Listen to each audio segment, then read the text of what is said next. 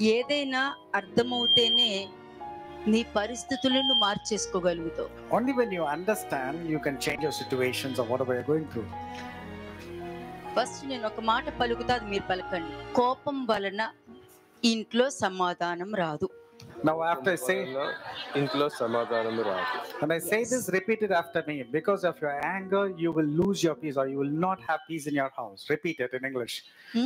Because of your anger, you will lose your peace. Because of your anger, you will lose your peace at home. Arguments వలన ఇంట్లో సమాధానం రాదు. Because of the arguments, you will not have peace in your house. మీ ఇంట్లో ఏదైనా arguments జరిగిందంటే ఎవరు నెగ్గుతారు? If there is an argument that is in your house, who do you think will win? చెప్పలేరు.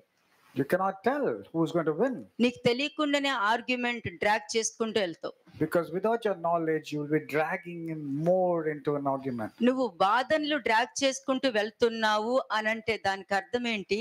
When you're entering into an argument and you keep dragging it, what does it mean? నీ ఇంట్లో ఉన్న సంతోషాన్ని సమాధానాన్ని నువ్వే బయటికి గంటేస్తున్నావు అని అర్థం. You are the reason to cast away the peace from your house and from your life. ఎందుకు బయటికి వెళ్ళాలి? Why should the peace go away from you? మీరు ఇంత మంచి మనుషులంటే, ఇంత చక్కగా అండర్స్టాండింగ్ ఉన్న వాళ్ళు కోపాన్ని దాన్ని తగ్గించుకోవాలి. You are such wonderful people. You are able to understand. Therefore, you have to let go of your anger. కోపం వల్ల మనం ఏం చేయలేం. You cannot achieve, or you cannot achieve, or you A cannot do anything because of situation ని anger. మనం మార్చలేం. You cannot change any situation. Abraham యొక్క పని వాళ్ళకి, లోతు యొక్క పని వాళ్ళకి గొడవలు జరిగినప్పుడు అబ్రహాము సమాధానంతో డీల్ చేశాడా, ఆర్గ్యుమెంట్స్ తో డీల్ చేశాడా? Did Abraham work out a solution when there was a dispute between Abraham's servants and Lot's servants? Did he work out a solution of peace, or did ఒకసారి he go and ఆలోచించండి. retaliate and fight? How did he deal the situation? ఇంట్లో పరిస్థితులు మారినప్పుడు When the, దానికి solution ఎదుగుతున్నావా, arguments చేస్తున్నావా? when the situations are not favorable in your house, are you searching for a solution, or are you going deep into problems? ఎందుకంటే దేవుని పిల్లలు అవ్వడానికి అధికారం ఉంటుంది అన్న అధికారంలో సొల్యూషన్ ఎదుక్కుంటావు, ప్రాబ్లం డీల్ చేయవు. Because to those people who seek God and His Word, they will always want to find solutions, not fights. Problem ను డీల్ చేయలేవు నువ్వు. You cannot deal your problems when నీ there is no problem God. కి solution ఎతకాలి నువ్వు. You need to stick solutions to the problems. ఆర్గ్యుమెంటే solution అంటే నీ ఇంట్లోకి దెయ్యం వచ్చి కూర్చుంటది. If you think argument is going to give you solutions, therefore the devil will enter into your house and sit there. నువ్వు దేవుని పిల్లలు అయితే తప్పక నీ పాపాలు క్షమించబడతాయి. I told you, if you are a child of God, for sure your sins have been forgiven. నీ పాపాలు క్షమించబడ్డాయి అని అంటే నువ్వు ఏది పలుకుతా అది జరుగుద్ది. And if your sins have been చెప్పనే forgiven, లేదా? and if your sins have been forgiven, whatever you say or utter, it will come to pass. Did I say or not? మీరు ఏ పరిస్థితినైనా, ఏ కష్టాన్నైనా, ఏ సమస్యనైనా కూడా నువ్వు తలక్రిందులు చేయగలుగుతావు. That means you can turn your problems or situation upside down, thereby it will be favorable నేనైతే towards you. స్టేట్మెంట్లు నేర్పించను. But I'm not teaching you empty statements. నాకు practical గానే important, కానీ ఏదో ఒక సబ్జెక్ట్ నేర్చుకోవడమో, ఓ ఈ విషయం నేర్చుకుని ఏం చేస్తా, ఏం చేయలేవు. What can you do just by gathering some information? You need to be కదా. practical. నువ్వు ఏదైనా వాదన చేస్తున్నా, ఆర్గ్యుమెంట్ కి వెళ్ళినా, గొడవలు పెట్టుకుంటున్నా ఏం చేయలేవు. But therefore, because of your arguments, your disputes, your contentions, you cannot achieve or gain anything. తన భూమిలో ఉన్న వాళ్ళందరినీ కూడా నువ్వు తలగిందులు చేయక్కర్లా, కానీ నీ కుటుంబాన్ని మాత్రం జాగ్రత్తగా కాపాడుకోగలుగుతావు. You A will say, "I shouldn't have done పరిస్థితినైనా this evil, దేవుడు whatever I మార్చగలుగుతారు. Change any situation that you're going through. మరి Amen. నువ్వు మారకపోతే ఎలా చేయగలుగుతారు? ఖాళీగా ఉంది, పని లేదు. But when you're not changing according to what God wants you to, God is కదా. He's not able to do any work in your life. నీకైనా గంట 2 గంటలకి సమయం దొరుకుతుంది, దేవుడికి మొత్తం ఫుల్ ఖాళీయే. You're at least gathering some time, are able to do something, but God is absolutely vacant. He's idle. He's not ఎందుకంటే able to నీ help you. ఇంట్లో పరిస్థితిని బాగు చేయాలంటే దేవుడికి అవకాశం ఇవ్వకుండా నువ్వే take up చేసేసుకుంటున్నావు. Because you're not giving a chance to God to take away your problems. You are dealing on your own with your own thoughts. ఒకసారి ఆలోచించండి. మరి Think about this one. మరి నీ ఇంటిని ఏ విధంగా మారుస్తావు? So how are you going to change your house and situations? First question చెప్పాను, నీ పాపాలు క్షమించబడ్డాయా? The first question that we asked yesterday is, have your sins been forgiven, నీ పాపాలు కావలి చేయబడ్డాయా? or have your sins been stored up? ఏముంది, పాపం భద్రం చేయబడి ఉందా? పోనీ Or maybe your sin is stored up, it's not forgiven. అంతే. నీ పాపము భద్రము చేయబడి ఉంది అని అంటే నీ కోపాన్ని సాగిస్తూ ఉంటావు, ఇంట్లో సమాధానం కోరుకోవు, భార్య భర్తల్లో సమాధానం ఉండదు, గొడవలే కోరుకుంటారు. దానికి కారణం ఏంటి? If your sins are stored up, there will be fight between husband and wife. You will continue living in your problems. What are the reasons? What could be the reason for నీ that? పాపాలు క్షమించబడితే ఆలోచించడానికి, మాట్లాడడానికి, ఒక solution ఎతుక్కుంటానికి చూస్తావు. నీ పాపాలు క్షమించబడలేదనుకో నీ కోపాన్ని సాగించుకుంటూ వెళ్తావు. If your sins are forgiven, you will start thinking as to how to come out of your problems. But if your sins are stored up, your problems will continue to be in your house and in your life. నిన్న ఒక మాట నేను చెప్పా. Yesterday I made a mention. నీ పాపాలు క్షమించబడితే నువ్వు మంచి పలికితే తప్పక జరుగుద్ది. I told you, if your sins are forgiven, and no matter what you say that which is good, for sure it will occur, it will take place. చెడు పలికినా జరుగుద్ది. And even if you speak which is bad, that also will take కానీ నీ place. పాపాలు క్షమించబడలేదనుకో But on the other side, if your sins are not నువ్వు forgiven, మంచి పలికితే జరగదు. for sure when you speak good, it will నువ్వు not take ఎంత place. చెడు పలుకుతే అదే జరుగుద్ది. But when you speak evil or speak wrong words, that will definitely take place. నువ్వు అలాగా, నువ్వు ఇలాగా, నీకు సెల్ఫిష్ అది అని అంటున్నావు, అదే జరుగుద్ది. When you say you are selfish, you are mean, you are weird, the same thing will happen to you.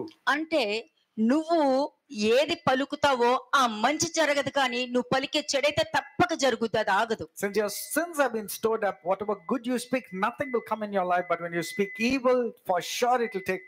అప్పుడు మీ కుటుంబంలో సమాధానం కోరుకుంటున్నావా లేకపోతే గొడవలు So కోరుకుంటున్నావా? therefore, I'm asking this question: are you seeking for peace, or are you picking up quarrels and fights and contentions? ఎందుకంటే మీరు దేవుని పుత్రులైతే సమాధానం కోరుకుంటారు, సమాధానాన్ని వెతుక్కుంటారు, సమాధానం పడాలని కోరుకుంటారు. If you're a child of God, you will always have peace. You will pursue peace, and you will always go about with reconciling with people surrounding నిన్న you. వాక్యంలో ఏం చెప్పాను నేను? What was spoken yesterday in the వారు word? నా పుత్రులు car, కఠినమైన మనస్తత్వంతో ఉంటారు, నోటికి ఎంత వస్తే అంత మాట్లాడతారు, దేవుడికి ఇష్టంగా వారు జీవించకుండా దేవుడి మీదనే తిరుగుబాటు చేస్తున్నారని చెప్పాను నేను. God himself made a statement telling that you are not my children, you are rebellious children, you are rebellious and turning against God and speaking wrong words. చూడండి ఒకసారి జోబ్ 21:19 చూడండి. జోబ్ 21:19. యోబు 21:19. వారి పిల్లల మీద మోపుటకై దేవుడు వారి పాపమును దాచిపెట్టునేమో అని మీరు చెప్పుచున్నారు. చేసిన వారు దానిని అనుభవించినట్లు ఆయన వారికే ప్రతిఫలం ఇచ్చును గాక. అర్థమైందా? తప్పు చేసిన ప్రతి వారు వాళ్ళు చేసే పాపాలు వాళ్ళకే కాదు, వాళ్ళ పిల్లల మీద కూడా దాచుంచుతారని లేఖనం చెప్తుంది ఇక్కడ. The word is very clear. Whoever sins, not only that person will be punished, but his entire family and generations will be అప్పుడు punished. దానికి ఏమి కారణము? So what are the reasons for that? దానివల్ల ఏంటి ఉపయోగము And what's the use of that? కదా? ఒక మనిషి పాపం చేస్తున్నాడు అని అంటే తప్పక అతని పాపాలు వాళ్ళ పిల్లల మీదకి దాచి ఉంచుతారంట. పాపం చేసిన ప్రతి వాడు ఆ ఫలం అనుభవించాలి. ఇక్కడ యోబు చెప్తున్నాడు. Every man who sins and has not been forgiven, for sure he'll be storing up complications in his life and his family. మీరు That's what it says. చెప్పుచున్నారు కదా, And they say, యోబు తన స్నేహితులతో అన్నారు, మీరు చెప్తున్నారు కదా, కరెక్ట్ గానే చెప్తున్నారు మీరు. and Job is telling to his friends, yes, what you made a mention is right. దానిని అనుభవించినట్లు ఆయన వారికే ప్రతిఫలం ఇచ్చును అని అంటున్నారు. God lays up one's equity for his children. Let him recompense him. నువ్వు చెప్పింది కరెక్టే. Yes, whatever you said was right. ఎవరైతే పాపము చేస్తారో ఆ పాపము దేవుడు దాచిపెట్టి వాళ్ళ పిల్లల మీద పంపించేది నిజమే అని చెప్తున్నాడు ఇక్కడ యోబు. Job is telling to his friends, yes, whenever a person sins, God stores up the sins upon that person and transfers it upon his children also. ఎందుకు అంత మంచిగా చెప్పాడు? Why did he say like that? అతడు ఏం పాపం చేయలేదు Because కాబట్టి. Job was confident enough that he did అతడు ఏం not sin. అపరాధం చేయలేదు కాదు. Job did not commit any iniquity. హృదయంతో పాపం చేయలా, He did not commit any sin with నోటితో his పాపం heart, చేయలా, not with his mouth, కంటితో పాపం చేయలా. neither with his eyes. ఇప్పుడు చెక్ చేసుకోండి మీరు. Now you check in your life. What about your heart? What about your eyes? What about your thinking? What about your words? అంతే. అవునా, నువ్వు నోటితో పాపం చేయలేదు అంటే, హృదయంతో పాపం చేయలేదు అంటే, నీ కళ్ళతో పాపం చేయలేదు అని నువ్వు చెప్తున్నావు అని అంటే నీ పాపాలు క్షమించబడినట్టే. But if you're confident of telling that I have not sinned with my mouth, not committed any sin with my heart, not committed any sin with my eyes, then you can say that your sins have been forgiven. అదే point కదా, పాపము భద్రము చేయబడి ఉన్నదన్న విషయము యోబుకు కూడా తెలుసు. అంటే యోబుకు దేవుడు వాక్యం తప్ప దేవుడికి ఈ విధంగా ఇష్టం లేకపోతే ఇటువంటి పనిష్మెంట్ నేను ఫేస్ చేస్తాను అన్నది మాత్రం అతని మైండ్ లో చాలా ఉంది. మరి ఆ అండర్స్టాండింగ్ మీకు ఉందా లేదా చూసుకోండి. Job was very clear. He said, if I regard iniquity in my life, these things will come upon my life and cause damage. కదా, ఏ పాపం చేయలేదు. Job did not commit any sin. అందుకనే వాళ్ళు చెప్పిన ప్రతి దానికి ఏమని సమాధానం చెప్తున్నారు. So what was the response of Job's friends? నువ్వు చెప్పింది నిజమే. He said, what you said is right. నువ్వేం అబద్ధం చెప్పలేదు. He said, what you said was right. కదా, పెద్దవాళ్ళు చేసిన పాపాలు పిల్లలకి దాచి పెడతారన్నావు చూసా, అది కరెక్టే, అది నిజమే. He said, when the parents commit sin, they are storing up their complications or punishments to the children. మీరు చెప్తున్నారు కదా, You are saying, isn't ఆ it? పాపం చేసిన వారి మీదకి తప్పక ఆ పనిష్మెంట్ వెళ్తుంది అని ఒప్పుకుంటున్నాడు. For sure, the punishment goes upon the person and upon the children. Second verse చూడండి ఒకసారి. 2వ వచనం, నా మాట మీరు జాగ్రత్తగా వినుడి, నా మాట మీ ఆదరణ మాటకు ప్రతిగా ఉండునుగాక. అంతే, నా మాట వినండి. Job answered and said, listen carefully to my speech and let this be your consolation. కదా, ఎందుకంటే నా మాట మీకైతే నచ్చదు. Because you don't like when I speak, he says. నేను మాట్లాడేది మీకు నచ్చదు. When I speak, you don't like.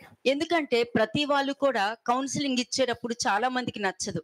Because the other person doesn't like to be counseled when somebody is speaking. వాళ్ళు ఏమనుకుంటారో అదే నమ్ముతారు. And whatever they are believing, they believe that is the అప్పుడు right నీకు one. దేవుడి వాక్యం అవసరం లేదు కదా. Therefore, you don't require the word of God in your life. నువ్వు చదువుకున్న తర్వాత ఒక లెక్చరర్ అయినప్పుడు నువ్వు ఏ సబ్జెక్ట్ అయితే నేర్చుకున్నావో నీ టెక్స్ట్ బుక్ ని బట్టి నేర్పిస్తావా, నీ మైండ్ ఆలోచనతో నేర్పించేస్తావా? When you are becoming a lecturer or a teacher, will you not teach that particular subject, or will you teach with your own ఏం thoughts and నేర్పిస్తావు నువ్వు? ideologies? What can you teach or what will text you? Book లో ఏముందో అదే కదా నేర్పిస్తావు Will నువ్వు. you not teach the prescribed curriculum? అలాగే జీవ గ్రంథంలో ఏముందో దానిని బట్టే కదా నువ్వు లైఫ్ లీడ్ చేయాలి. Likewise, whatever is mentioned in the book of life, that is the Bible, will you not lead a life accordingly? మరి అక్కడికి వచ్చేసరికి అలా కాదు, వాక్యం అలా చెప్పారులే కానీ ఇలా కూడా ఉంది అని చెప్పుకుంటూ వెళ్తారు. Or people will say, oh, it's not like that, there's another word which talks about this also. You want to compromise whatever is spoken. అంటే దేవుడి వాక్యం వచ్చి నువ్వు బాగుపడటానికి కానీ దాన్ని పట్టుకుని ఆర్గ్యూ చేసుకుంటానికి దేవుడి వాక్యం నీకు అనుగ్రహించబడలేదు. The word of God is given to you so that you will mend your ways according to it, not to change your own ways and go in your own thoughts. ఇక్కడ ఏంటంటే యోబు మీద ఒకటే argument చేస్తున్నారు వాళ్ళు. Because the friends of Job were contending with Job consistently. కదా, కాబట్టి యోబే చెప్తున్నారు, శ్రద్ధగా కావలి కాయును, అటువంటి వారికి ఏం కావలి కాయనో చెప్తాను నేను మీకు. And Job is therefore telling a vigil will be over their lives. For sure, I'll tell you what is that vigil. కాబట్టి నా మాట మీరు జాగ్రత్తగా వినండి ముందు. Therefore, pay attention carefully to what I'm కదా, speaking. ఇంకా మంచిగా మాట్లాడతారు. 3rd వర్స్ చూడండి. 3వ వచనం, జోబ్ 21 verse 3. యోబు 21వ అధ్యాయము 3వ వచనం, నాకు సెలవిచ్చిన ఎడల నేను మాట్లాడేదను, నేను మాట్లాడిన తర్వాత మీరు అపహాస్యము చేయవచ్చు. ఇదేనండి. Job is also telling, yes, I can speak, but then later on you are becoming impatient and you start complaining Kada. against me. ఒక డిబేట్స్ లో గానీ ఆర్గ్యుమెంట్స్ కి వెళ్ళినప్పుడు సర్కాజం, ఎగతాళి చేసే మాటలు, ఎదుటి వాళ్ళని రెచ్చగొట్టే మాటలు ఉంటాయి గానీ దేవుడి కొరకు నిలబడాను అని చెప్పుకొని దానికి టైటిల్ పెడుతూ ఉంటారు. People say they are standing for God, but in their provocations, in their debates, they hurt other people's sentiments and their values. మరి ఏం జరుగుతుంది ఇక్కడ? So what's happening over here? సరే, నాకు సెలవిచ్చిన ఎడల ఫస్ట్ నేను మాట్లాడతాను. నేను He said, bear with me that I might speak. నేను మాట్లాడేశాక మీరు నన్ను అపహాస్యం చేసుకోండి. And after I have spoken, keep mocking at me. అంటే ఏం తెలుసా అపహాస్యం అంటే? You know what's the meaning of mockery here? యోబుతో అంటారు, ఏంటి నువ్వు నీతిమంతుడివా? The friends of Job were telling Job, are you a righteous person? మరి రోగం వచ్చింది నీకు, దాన్నేమంటావు? Why were you afflicted with sickness, Job? You should have నీ been భార్య righteous. వదిలి వెళ్ళిపోయింది కదా, మరి దానికేమంటావు? What? Your wife left you, departed from you. What about that? మరి ఆ స్థాయిలో ఉన్నవాడు ఇప్పుడు చూడు ఎలా వచ్చి పడ్డావో. మరి What was your position and where have you fallen, మరి Job? ఏమైపోయారు నీ దేవుడు? Where is your God, if you're saying? ఇవన్నీ కూడా అపహాస్యమే. All these are words of mockery. కాబట్టి ఫస్ట్ ఏంటంటే యోబు ఎదుటి వాళ్ళ తప్పులు కాదు, తనేం తప్పు చేశాడా అన్నది తన్ను తాను పరీక్షించుకోవడమే అతను ఎప్పుడు ముందు పెట్టుకునే నిబంధన. Job priority was to look into the problems and setbacks in his life, not to look into other people's lives. 4th verse చూడండి. 4వ వచనం, నేను మనుషుని గురించి మొర్ర పెట్టుకున్నానా?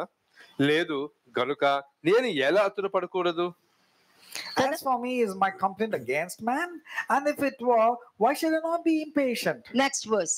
నన్ను తేరిచూచి ఆశ్చర్యపడుడి, ఉమ్, నోటి మీద చెయ్యి వేసుకొనుడి. ఉమ్, నేను దాన్ని మనసునకు తెచ్చుకొనిన ఎడల నాకు ఏమీ తోచుకున్నది. ఉమ్, నా శరీరమునకు వణుకు పుట్టుచున్నది. ఉమ్, భక్తిహీనులు ఏల బ్రతుకుదురు? ఉమ్, వారు వృద్ధులై బలాభివృద్ధి ఏల నొందుదురు. ఉమ్, వారు ఉండగానే వారితో కూడా వారి సంతానము, వారు చూచుచుండగా వారి కుటుంబము స్థిరపరచబడుచున్నది. ఉమ్, వారి కుటుంబములు భయమేమీ లేక ఉమ్, క్షేమముగా నున్నవి. ఉమ్, దేవుని దండము వారి మీద పడుటలేదు. ఉమ్, వారి గొడ్లు దాటగా తప్పక చూలు కలుగును. ఉమ్, వారి ఆవులు ఈచుకుపోక ఈనును. ఉమ్. వారు తమ పిల్లల మందలుగా బయటకు పంపుదురు. అంటే 19th వర్స్ వరకు కూడా ఏముంది? బయట చూడు వాళ్ళు ఎంత బాగున్నారో, నేను దేవుని తెలుసుకున్నాక కూడా నాకు ఎన్ని కష్టాలు, వాళ్ళు ఎంత బాగున్నారో చూడు. And after 19th is the same. They said, after knowing God also, look at the problems that I'm going through. But look at the outsiders. They're wicked people and they're అవును, still very happy. యోబుకున్న కష్టాలే నాకు వచ్చాయి, అది నేను accept చేస్తాను, కానీ వాళ్ళు చూడు ఎంత చక్కగా ఉన్నారు. Many people complain and say, see, those people are sinners and then still their lives are very good. వాళ్ళకి But I దేవుడి believe in God. జ్ఞానం అక్కర్లేదు, దేవుడు అక్కర్లేదు, మేము అంతా బాగున్నామన్నారు, వాళ్ళ పిల్లలు ఎంత చక్కగా ఉన్నారో చూడు. Many people say they do not know God. They are evil people. Look at their children. Look at their lives. Look at their luxury. But my life, I believe in God. Look what is happening కదా, upon me. నేనే చెప్తున్నా దేవుణ్ణి నమ్ముకోండి మీకు మంచి జరుగుతుందని చెప్తున్నా, కానీ చెప్తున్నా నాకు జరగట్లేదు, కానీ వాళ్ళకి ఎంత మంచి జరుగుతుందని అంటూ ఉంటారు. Many people say, I keep telling about Jesus Christ and about the goodness, about believe in God, good things will happen. But look at my life. It's such a misery. కదా, 14th వర్స్ చదవండి ఇప్పుడు. 14వ వచనం. వారు నీ మార్గముల గురించి జ్ఞానము మాకు అక్కరలేదు, నీవు మమ్మను విడిచిపోమని దేవునితో చెప్పుదురు. అంతే, వాడు దేవుడే వద్దని చెప్పుకుంటారు, కానీ వాళ్ళు ఎంత బాగున్నారు అని అనుకుంటూ ఉంటారు. And they think they are very nice even after departing from God. 16th verse. 16వ వచనం. వారి క్షేమము వారి చేతిలో లేదు, భక్తిహీనుల యోచన నాకు దూరముగా ఉండునుగాక.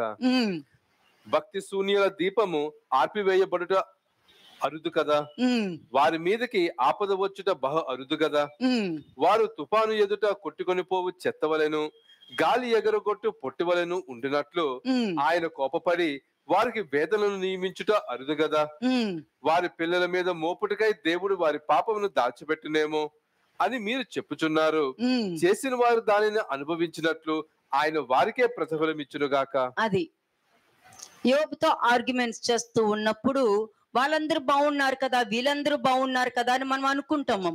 We might be thinking that those people are very good even when the God is not there in their life. కొంతమందికి పనిష్మెంట్ వెంటనే వస్తుందండి. Some people's punishment is immediate. కొంతమందికి 3 సంవత్సరాల సమయం ఇస్తారు. And some people God gives them 3 years. మరి కొంతమందికి 7 సంవత్సరాల సమయం ఇస్తారు. To some people God gives them 7 years. కొంతమందికి 1 సంవత్సరమే సమయం ఇస్తారు. To some people the punishment be ఇదిగో ఇది రాబోతుంది అని నెబుకద్నెజర్ రాజుకు కూడా చెప్పడం జరిగింది. Even to Nebuchadnezzar time was given to him and told this is what is going to come upon. కదా, ఆ సమస్య రానివ్వకుండా బయటకు వచ్చే మార్గం కూడా చెప్పేశాడు దానియేలు. And there was a solution also given to Nebuchadnezzar as to what has to be done. విన్న తర్వాత ఏమైంది? But what happened? దులిపేసుకున్నాడు.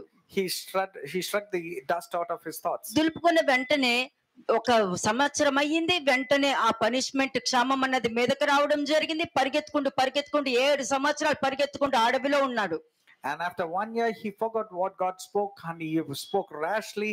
And therefore, the punishment was there for 7 long years. What happened? He was there in the wilderness like an animal. Me place లో నేను అనుకో ఏం ఆలోచిస్తాను చెప్పనా? Shall I tell you what I will do if I were in your place? అమ్మో, ముందుగానే warning ఇచ్చాక కూడా నెగ్లెక్ట్ చేయడం వలన 7 సంవత్సరాలు నరకం నరకం నరకం, బాధ, కష్టం అన్ని, పిల్లల నుంచి కానీ, బిజినెస్ గురించి కానీ, మన ఇంట్లో ఉన్న భర్త గురించి కానీ, భార్య గురించి కానీ, బయట వాళ్ళ గురించి కానీ, ఇంత మంది నుండి అనుభవించి అనుభవించి అనుభవించి అప్పుడు అన్ని పోగొట్టుకొని ఏమీ తోచని సమయంలో అప్పుడు గుర్తుకొస్తుంది, అయ్యో నేను తప్పు చేశానే, కాబట్టి నేనైతే అట్లా చెయ్యొద్దు. వార్నింగ్ వస్తే తీసేసుకుంటాను, జాగ్రత్త పడిపోతా. నీ ప్లేస్ లో నేనుంటే నేను అదే చేస్తాను. If I were in your place, I'll say the warning has come. I will take heed and safeguard myself. I should not land myself against that warning. But you should not land yourself into the problem, then realize and then try it and say, oh, I should have heard the word of God. I should have believed in him before. మీరు యోబు 20వ అధ్యాయం మీరు జాగ్రత్తగా చదివారు అనుకోండి, చూడండి Job 20:29 ఒకసారి చూడండి. యోబు 20వ అధ్యాయము 29వ వచనం. Job chapter 20:29. ఇది దేవుని వలన దుష్టులైన నరులకు ప్రాప్తించు భాగము, దేవుని వలన వారికి నియమింపబడిన స్వాస్థ్యం ఇదే. అంటే ఇది క్రీస్తు యొక్క రక్తము నన్ను కడిగి పవిత్రత చేస్తుంది అని అందరం చెప్తాం. Many of us say that the blood of Jesus Christ has sanctified me and washed me and made me pure and clean. కదా, పవిత్రం చేశాను అని చెప్తాం. They say they have been made holy because నువ్వు of the మళ్ళా blood. అదే పాపాలు తెచ్చుకొని ఇంట్లో పెట్టుకోవా? But will you not repeat and do the same mistakes and sins in your చాలా life? మంది చెప్పడం విన్నాను How many people saying this? కదా.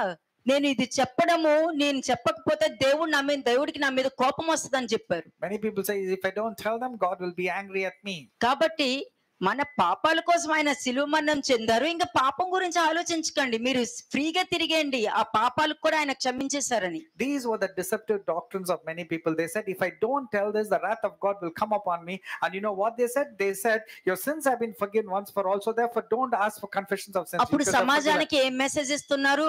So what are you telling to the people and to the అంటే congregation? వ్యభిచారం చేసేసుకో, దేవుడు క్షమించేస్తారు Are you not telling you can lead an adulterous life and God will forgive you? కదా. ఏ relationships అనే పెట్టేసుకో, దేవుడు క్షమించేస్తారు. Are you not telling have illegal relationship and God will ఎన్ని forgive you? పెళ్లిళ్ళైనా చేసేసుకో, దేవుడు క్షమించేస్తారు Are you not telling you can have many polygamy and then God will still forgive కదా. you? మరి ఎక్కడికి వెళ్తారు వాళ్ళు? Where will they go? ఇంకా రెండో మరణం వాళ్ళకు ఉండదు కదా. For sure. పవిత్రులు, పరిశుద్ధులు, They think they are righteous and holy people. They think దొంగతనాలు చేసుకుంటూ, మ్యానిపులేషన్ చేసుకుంటూ, మోసం చేసుకుంటూ, అందరినీ బాధ పెడుతూ, దుఃఖ పెడుతూ, కుటుంబాన్ని నాశనం చేసుకుంటూ దేవుడికి అడిగేస్తారు. they steal, they manipulate, they intend to cause harm to families and do a lot of destructive things. And then they say, God is there, God will forgive me. యేసుక్రీస్తు ప్రభు యొక్క రక్తము నిన్ను పవిత్ర పరిచిందా లేకపోతే నిన్ను ఎత్తి మీదకి వచ్చిందా అన్నది నీకు తెలియాలి. You should know whether the blood of Jesus Christ has been forgiven you or as the blood of Jesus Christ came upon you against you. ఏమన్నారు ఆ యూదులు? What did the Jews ఆ say? నీతిమంతుని రక్తము నా మీద, నా పిల్లల మీదకి రాని అని చెప్పారా లేదా? Did not the Jews say, let the blood of Jesus Christ come upon us and our families and our generations? కదా. మరి జీవ గ్రంథంలో ఎవరైనా చెప్పారా? ఒక్కసారి కడిగేశారంటే నువ్వు ఎన్ని తప్పులు చేసినా కూడా యేసుక్రీస్తు ప్రభు యొక్క రక్తం వచ్చి కడిగేస్తదని. Anywhere in the Bible has it been mentioned that if you sin and God will keep on forgiving you and no matter what you do, కదా. that once for all you're forgiven with the blood Satya of Jesus? మార్గము తెలిసిన తర్వాత కూడా మరలా అదే తప్పులు చేస్తున్నారు అంటే ఆ మార్గము తెలియకున్నట్టే మేలని నీకు వాక్యం చెప్తుంది అక్కడ. The word is very clear. After knowing the truth, if somebody keeps on sinning again, it is good for the person not to have known that way. నన్ను అప్పగించిన వానికి అధిక పాపము కలదు అని చెప్తున్నా. అటువంటి వాడు పుట్టుకుంటే మేలని లేఖనం ఎందుకు చెప్పింది మరి? Why did the word of God says the one who betrays me and hands me over, great offense will come upon him? It's good for him not to have been born. కదా. ఒక్కసారి నీలో ఉన్న ఆ spirit ని తీసి ఆ ఇల్లు కడిగిన తర్వాత మరలా 7 స్పిరిట్లు వేసుకుని నీ ఇంట్లోనికి వచ్చినప్పుడు నీ స్థితి మొదటి స్థితి కన్నా దారుణంగా ఉంటదని లేఖనం ఎందుకు చెప్పింది మరి? Why did the word of God says after the evil spirit departs from a person and comes and looks back, the house is swept clean and in order, will you not bring 7 more wicked spirits and invade that person's life again? యేసుక్రీస్తు ప్రభు ఆరోహణమైనప్పుడు అంట మనుషులు ఇలాగే నుంచి ఇలాగే ఉండిపోయారంట. The people were gazing when Jesus was caught up in heaven. He was going up to heaven. అప్పుడు ఏం చూస్తున్నారు మీరు అని అడుగుతారు. Then the angels come and ask, what are you gazing into heaven? అంటే ఆయన పైకి వెళ్ళారు కదా, మళ్ళీ ఎప్పుడు వస్తారా అని చూస్తున్నాను. And they were saying, yeah, he's going up, right, in ascending, so we are looking up into heaven. ఆయన ఎలా వెళ్ళారో అలాగే వస్తారు, నువ్వు సంపూర్ణులు అవ్వడానికి సాగిపోవుడి అని అన్నారు. And the angel said, as he went up, so will he come in the same way, but you move on to become perfect in your అంటే ways. ఇప్పుడు కూడా మనుషులు ఎక్కడ ఆగిపోయారు? But where are people stagnant in their పండగల ways? దగ్గర ఆగిపోయారు. They have become stagnant because only the రెండోది ఏంటంటే festivals, ప్రార్థన దగ్గర ఆగిపోయారు, stagnant only in prayers, ప్రవచనాల దగ్గర ఆగిపోయారు, stagnant only in స్వస్థతల prophecies, దగ్గర ఆగిపోయారు stagnant in healings. కదా. సిలువ మరణము ఆగిపోయారు. And they're stagnant only on one kind of teachings. That's all. They're ప్రతి limited to సంవత్సరము సిలువ వేసేస్తూ ఉంటారు, మళ్ళీ లేపేస్తూ ఉంటారు. and every year they crucify Christ and they also think నీ of resurrection. ఎదుర్కొన్నానే కూర్చుని నువ్వెప్పుడు లెగుస్తావని దేవుడు చూస్తూ ఉంటారు. But God on the other hand looks at you and says, when you are going to rise again. అప్పుడు నువ్వు వెళ్ళావా ఎలిమెంటరీ థింగ్స్ దగ్గర ఆగిపోలేదా? అపోస్తలుడు పౌలు ఏమన్నాడు? హెబ్రీయులకు రాసిన పత్రిక 6th chapter 1 and 2 verses లో ఏమని చెప్పారు? What is mentioned in Hebrews, it says, leave behind the elementary principal things of Christ and move on to perfection. ఇంకెక్కడ సంపూర్ణులు అవుతారు? So how can they become perfect? Clear గా చెప్తున్నారు. కొంతమంది పాపాలు వాళ్ళ నెత్తి మీద ఉన్నాయి, కొంతమంది పాపాలు వాళ్ళ పక్కన నడుస్తున్నాయి అని. Some people's sins are very clearly evident, it is upon them, and some people's sins are traveling by the side of them. కదా. నీ ముందు మేఘస్తంభము, నీ వెనకాల అగ్ని స్తంభం ఉండాలి. You have to have the pillar of fire and the pillar of cloud traveling with you. నీ ముందు దేవుడు ఉంటే వెనకాల నీ ప్రభువు ఉండాలి. And when God is there, the Lord should be కానీ behind నీ you and God should పాపాలు be before you. ఉండకూడదు, నీ ముందును నీ వెనకాల But sin should not be traveling over you and by the side of you. కదా. By the grace of God అని అంటారు. If somebody asks, how are you doing, brother? They say, by the grace of God. I'm అనకండి, doing good." మీరెవ్వరు అనొద్దు. But you never utter those jargons. ఎందుకంటే దేవుడు వాక్యం ఏం చెప్పింది, నేను వచ్చి మీ కృపలో నేను మిమ్మల్ని కలుసుకుంటానని లేఖనం చెప్తుంది. Because Jesus said, I will come and meet you in grace in the place where I ఆ told you వచనం to stay. తెలుసా తెలీదా? Do you know that verse or not? మీకు చెప్పానా లేదా నేను? Have I not told you about that? దేవుడిచ్చిన అగ్ని ఉంది, ఆయన ఆజ్ఞ ఇవ్వని అగ్ని కూడా ఉందని మీకు Did I నేర్పించలేదా? not tell you about the fire that comes from God, and there is another fire which God is not దేవుడిచ్చిన pleased with? ఆజ్ఞ ఉంది, వేరొక ఆజ్ఞ కూడా ఉందని మీకు Did I నేర్పించలేదా? not tell you there is a doctrine of Christ and there's another doctrine, another commandment of God? దేవుడిచ్చిన ఆత్మ ఉంది, ఆయన అనుగ్రహింపని ఆత్మ కూడా ఉంది కదా. There is a spirit of God and there is another spirit from another place. నిన్న clear గా చూపించాను, ఎవరు దేవుడి పిల్లలో మీరు పుత్రులు కారని దేవుడు చెప్పిందే మీకు చూపించాను. I told you who are not God's children. God himself is testifying, telling you అది cannot be my పాత children. నిబంధన అని అన్నారు అనుకో, కొత్త నిబంధనకు వచ్చేస్తాను నేను మళ్ళీ. If you say no, that's from the Old Testament, okay, I'll show you a reference from the New Testament. దేవుడు గద్దింపని కుమారులు ఎవరు? ఆ గద్దింపుని ఎవరైతే రిసీవ్ చేసుకోరో వాళ్ళు దుర్బీజులే కానీ కుమారులు కాదు. Anybody who does not receive a rebuke or a chastening that comes from God or godly children are corrupt children. They కదా. are born out of corruption. దేవుడి పిల్లలు జీవ గ్రంథం లోపల ఉంటారు The children of God will be inside the book of life కదా. బయట నుంచి బైబిల్ పట్టుకుని నడిచే వాళ్ళు కాదు and not carrying the physical Bibles and moving around. కదా. దేవుడి పిల్లలు జీవ గ్రంథం లోపల ఉంటారు, జీవ గ్రంథం బయట కాదు ఉండేది The children of God will be inside the Bible, not physically carrying Bible alone. కదా. సబ్జెక్ట్ నేర్చుకోవట్లేదు మీరు. You're not just learning a subject or a నీకేం theory. కావాలి, నీ పరిస్థితి ఏంటి, నువ్వు ఎలా మార్చుకోవాలి అని అంటే నువ్వు ఇది అర్థం చేసుకుంటేనే నీ పరిస్థితి నువ్వు అర్థం చేసుకోగలుగుతావు. ఇది వాక్యమైన అండర్స్టాండింగ్ కానప్పుడు నీ పరిస్థితులు ఎప్పుడు నువ్వు understand When you're చేసుకోలేవు. not able to understand the word of God, you can never understand your problems. Or rather, if you focus on your problems alone, you cannot understand the word of God. అందుకే దుష్టులకు సంభవించే స్థితిని Zophar ఇక్కడ చెప్తున్నాడు. ఇక్కడ Here, Zophar, one of the friends of Job, is telling about what happens upon the people when they don't listen to the word of God. దుష్టులకు సంభవించే దుస్థితి ఎలా ఉంటది అన్నది వీళ్ళందరూ వాక్యాన్ని బట్టి బయట పెట్టింది. This is the portion from God for a wicked person. Job is telling to Job. యోబు స్నేహితులు అందరూ దైవ వాక్యమే ముందు పెట్టారు. In fact, the friends of Job were quoting only scriptural references. జీవ గ్రంథంలో ఉన్న వాక్యాలే యోబు యొక్క స్నేహితులు బయట మాట్లాడింది. The friends of Job were only quoting the right scriptures, but to an inappropriate way. కానీ దేవుడిచ్చిన సాక్ష్యం ఏంటి But what did God finally say about them? కదా? వాళ్ళ మీద దేవుని కోపము రగులుకున్నది, ఎందుకంటే యోబు పలికినట్టు వాళ్ళు యుక్తంగా నన్ను గురించి పలకలేదు అని అన్నారు. God testified against the friends of Job, telling that my anger and my wrath has come upon you guys, but you have not spoken as much well as my servant Job has spoken. మరి ఏదైతే ఏంటి వాక్యమే కదా. But you would say, whatever it is, it's a word of ఎవరు God. చెప్పినా వాక్యమే. You say, whoever says it's the word of God. కానీ లేఖనం ఏం చెప్తుంది? But what does the word నా say? నోటి మాటలు ఆ ప్రవక్తలు దొంగలించారని వాక్యం చెప్తుంది And the word says, the people have stolen the words from me. కదా.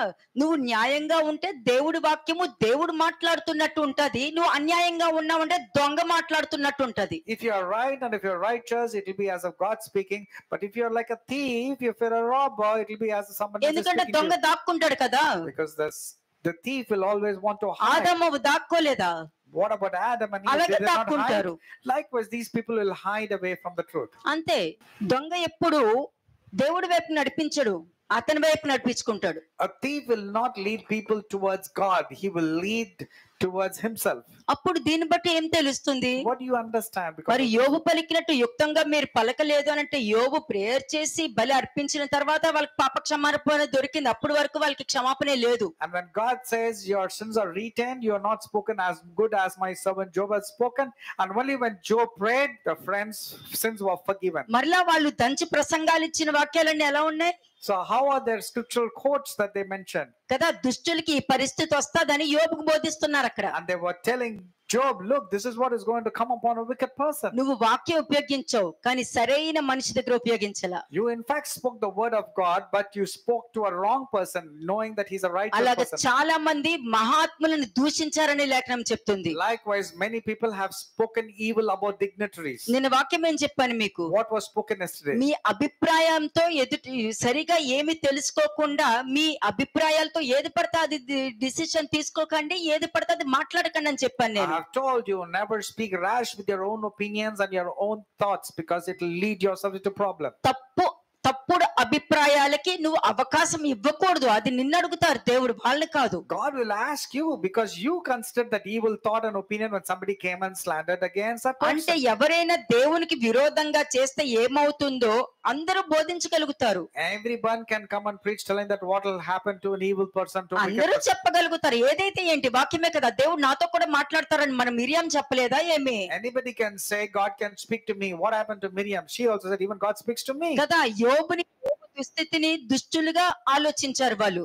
They were thinking Job was a wicked person and an evil person. That's Kada. what the friends of Job thought. యోబుని ఎలాగ ఆలోచించారు? How did the friends of Job కంటి analyze? చూపుతో తీర్పు తీర్చొద్దు, వినిన దానిని బట్టి విమర్శ చేయొద్దు. Never judge or condemn anybody by what you see and what you hear. నువ్వు వాక్యం వినేస్తావు, You hear the word, బయటికి వెళ్ళిన తర్వాత ఎవరు చెప్పినా విన నమ్మేస్తావు. but when you go out, you want to believe in the కంటి world and చూపుతో the తీర్పు people. తీర్చేస్తావు. And what you see, you want to pass a judgment. నీ ప్లేస్ లో నేనున్నాను అనుకో, మైండ్ యువర్ ఓన్ బిజినెస్ అంటాను నేను. If I were in your place, I will say, mind your own business. to దానివల్ల myself. నా సమయం waste. It's a waste of time when I think about అది others and I think- ఆలోచించడం వల్ల నాకేం ఉపయోగం లేదు. and because of my thinking, it's of no use and waste of అంతవరకే. time. ఎవరో చెప్పిన మాటలు నేనెందుకు నమ్మాలి? Why should I believe in a gossip or somebody comes and tells me కాబట్టి something? ఎవరైనా సరే ఏ విషయమైనా వచ్చినప్పుడు ఇక్కడ ఏంటి, యోబు పరిస్థితిని దుష్టులకు కలిగే స్థితితో వీళ్ళు పోల్చారంటే చూడండి మరి. And look at what the friends of Job were analyzing Job as. They were thinking Job was an evil and a wicked person. అంటే ఎవరి గురించి ఇక్కడ జోఫరు ఎవరి గురించి చెప్పాడో వాళ్ళని చూపించట్లేదు ఇక్కడ. Here, it is not the person about whom Zophar was speaking about. అతను అలాంటి వాడు అతన్ని అక్కడ చూపించుకుంటున్నాడు. But Zophar is claiming or portraying his own character there, not about Job there. మరి జోఫర్ని ఎలా చూస్తున్నాం మనం?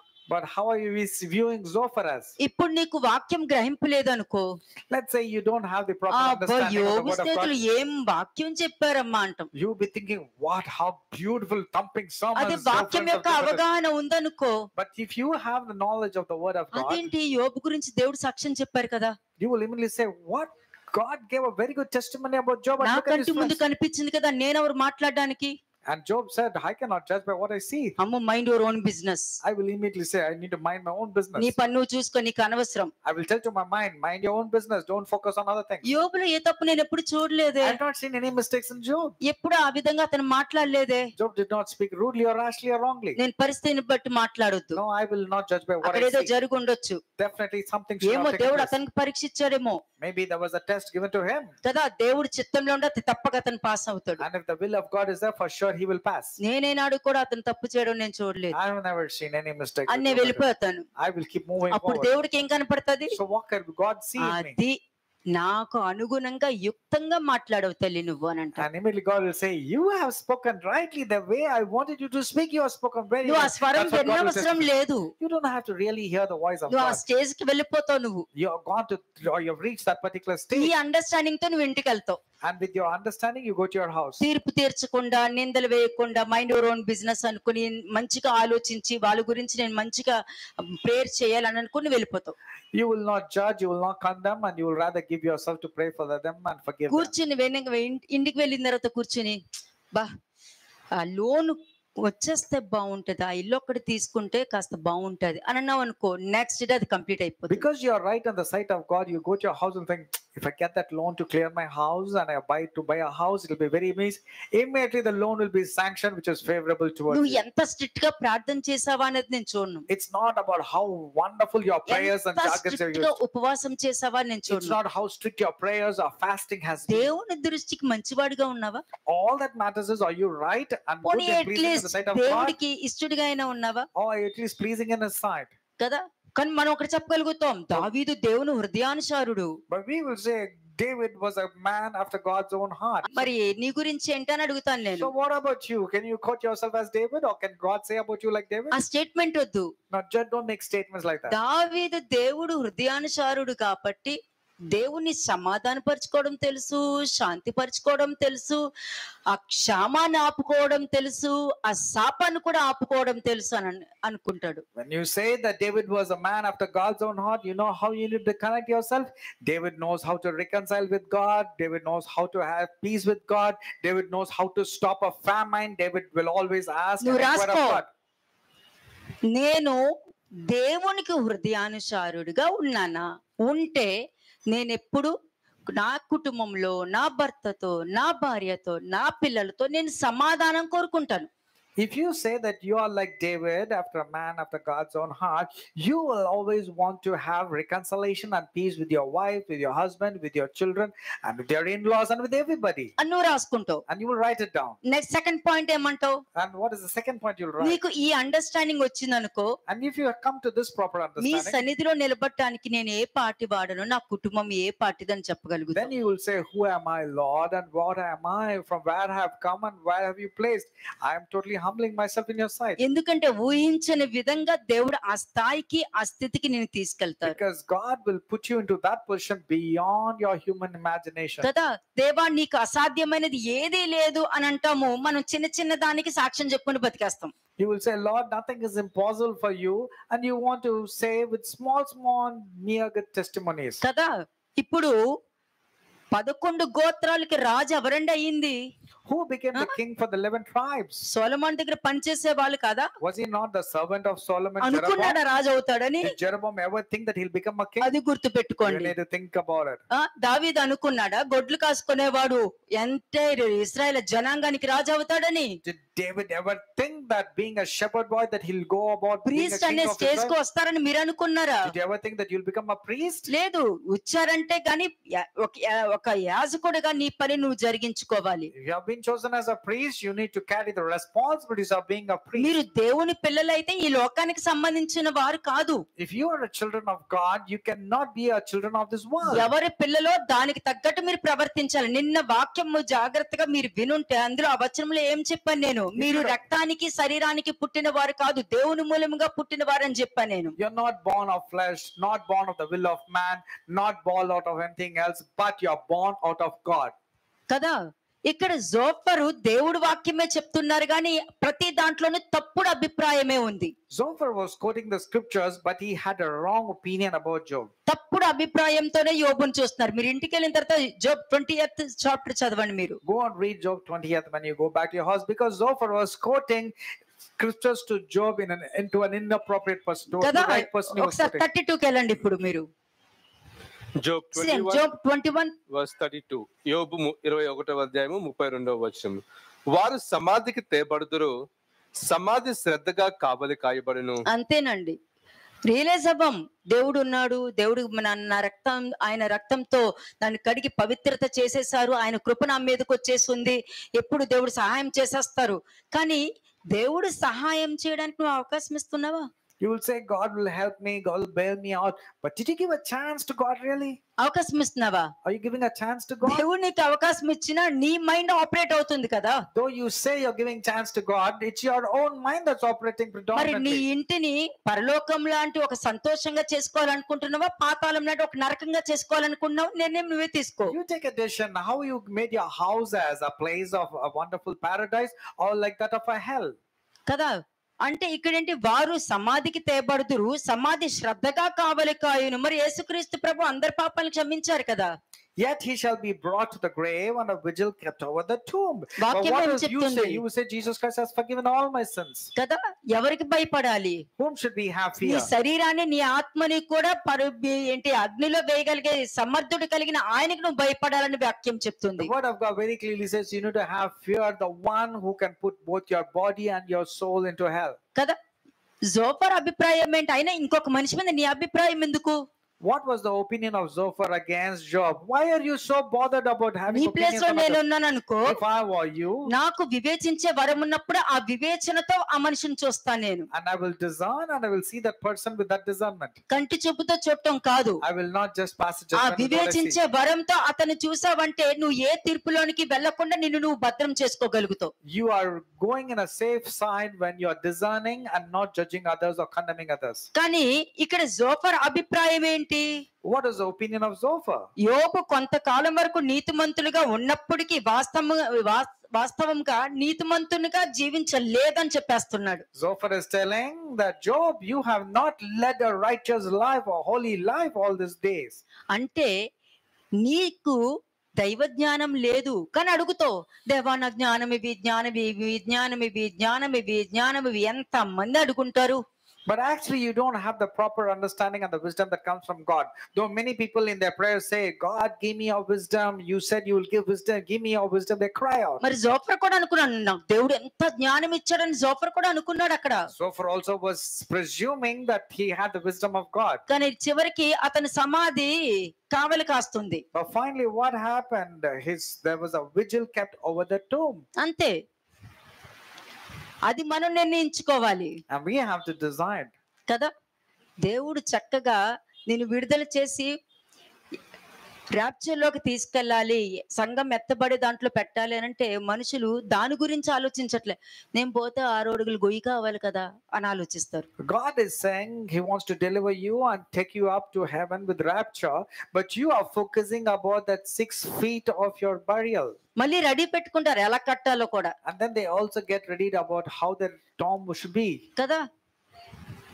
అదే క్రీస్తుకి భార్యగా రెడీ అవడానికి మాత్రం రెడీ అవ్వరు, వాళ్ళ సమాధికి మాత్రం రెడీ కట్టుకుంటారు. People don't prepare themselves to become brides for Jesus Christ, but they're getting preparation about how the మళ్ళీ burial పక్క వాళ్ళ should be. దగ్గరికి వెళ్ళిపోయి దేవుడు దేవుడు దేవుడు దేవుడు దేవుడు దేవుడు వాక్యాలు చెప్పుకుంటూ వెళ్తారు. But in the meantime, because they are mean character, they will go and talk about God to so many people. Though మరి they are వాళ్ళ mean. పరిస్థితులు ఏమవుతుంది? So what will happen to their వారి situation? పాపాలు కావలి కాస్తున్నాయి అక్కడ That means their sins are stored up and it's a vigil is being kept కదా, over. దాచిపెట్టి ఉంచారు. వాళ్ళ సమాధి కూడా ఏముంది, సమాధికి కూడా కావలి కాస్తుంది అక్కడ. Even to the grave, even to the tomb, there is a vigil. కానీ ఇతని అభిప్రాయం ఏంటి? జోఫర్ అభిప్రాయం ఏంటి? So what was Zophar's opinion? యోబు నీతిమంతుడిగా ఉన్నాడు, He said Job was a righteous person. కానీ నిజం మాట్లాడుకోవాలంటే నీతిమంతుడిగా ఉన్నా కూడా నీతిమంతుడిగా అతని లైఫ్ లీడ్ చేయలేదని స్టేట్మెంట్ ఇచ్చేసాడు. He made a statement telling that though we say that Job was a righteous person, actually he did not lead a life righteously, which is favorable దేవుడు to God. వెంటనే answer ఇవ్వాలని కోరుకుంటారు. Many people want God to answer them immediately. ఎందుకు wait చేశారు? Why was he patient? మీకు చూపించడానికి. To show you that God does answer. నోరు ఉంది కదా అని చెప్పుడు మాటలు వినే స్టేట్మెంట్లు ఇచ్చేస్తారు. People listen to gossip and make a statement కంటి and have చూపుతో prejudice. మాట్లాడేస్తారు. They judge by what they see. నీ అభిప్రాయమో ఎదుటోళ్ళ మీద రుద్దేస్తూ And you ఉంటారు. want to rub your opinions on others. ఇవన్నీ చేసుకుంటూ వెళ్తారు. అది తప్పు.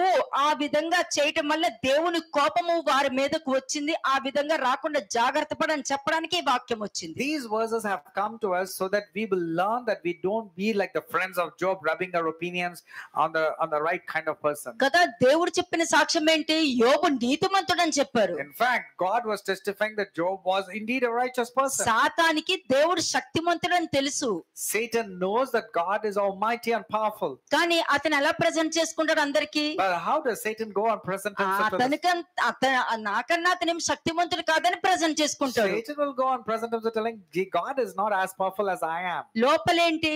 But inside he knows. దేవుడే శక్తిమంతుడని తెలుసు. And devil really knows that God is the కానీ most బయట powerful. ప్రెజెంట్ చేసేటప్పుడు ఎట్లా But ఉంటది? how does he present himself to others? ఆయనకన్నా నేనే శక్తిమంతుడని ప్రెజెంట్ He చేసుకుంటాడు. presents that he is more powerful than God. అది చూపించే అందరు మనుషుల దగ్గరికి వెళ్ళి ఇన్ఫ్లుయెన్స్ చేస్తున్నప్పుడు వాళ్ళు దేవుడు శక్తిగాను సాతానుని శక్తిమంతుడిగా చూపిస్తూ ఉంటారు. That's the reason many people go about being like Satan's children and thinking that Satan is more powerful than prayer God. చేస్తారు కదా, They pray.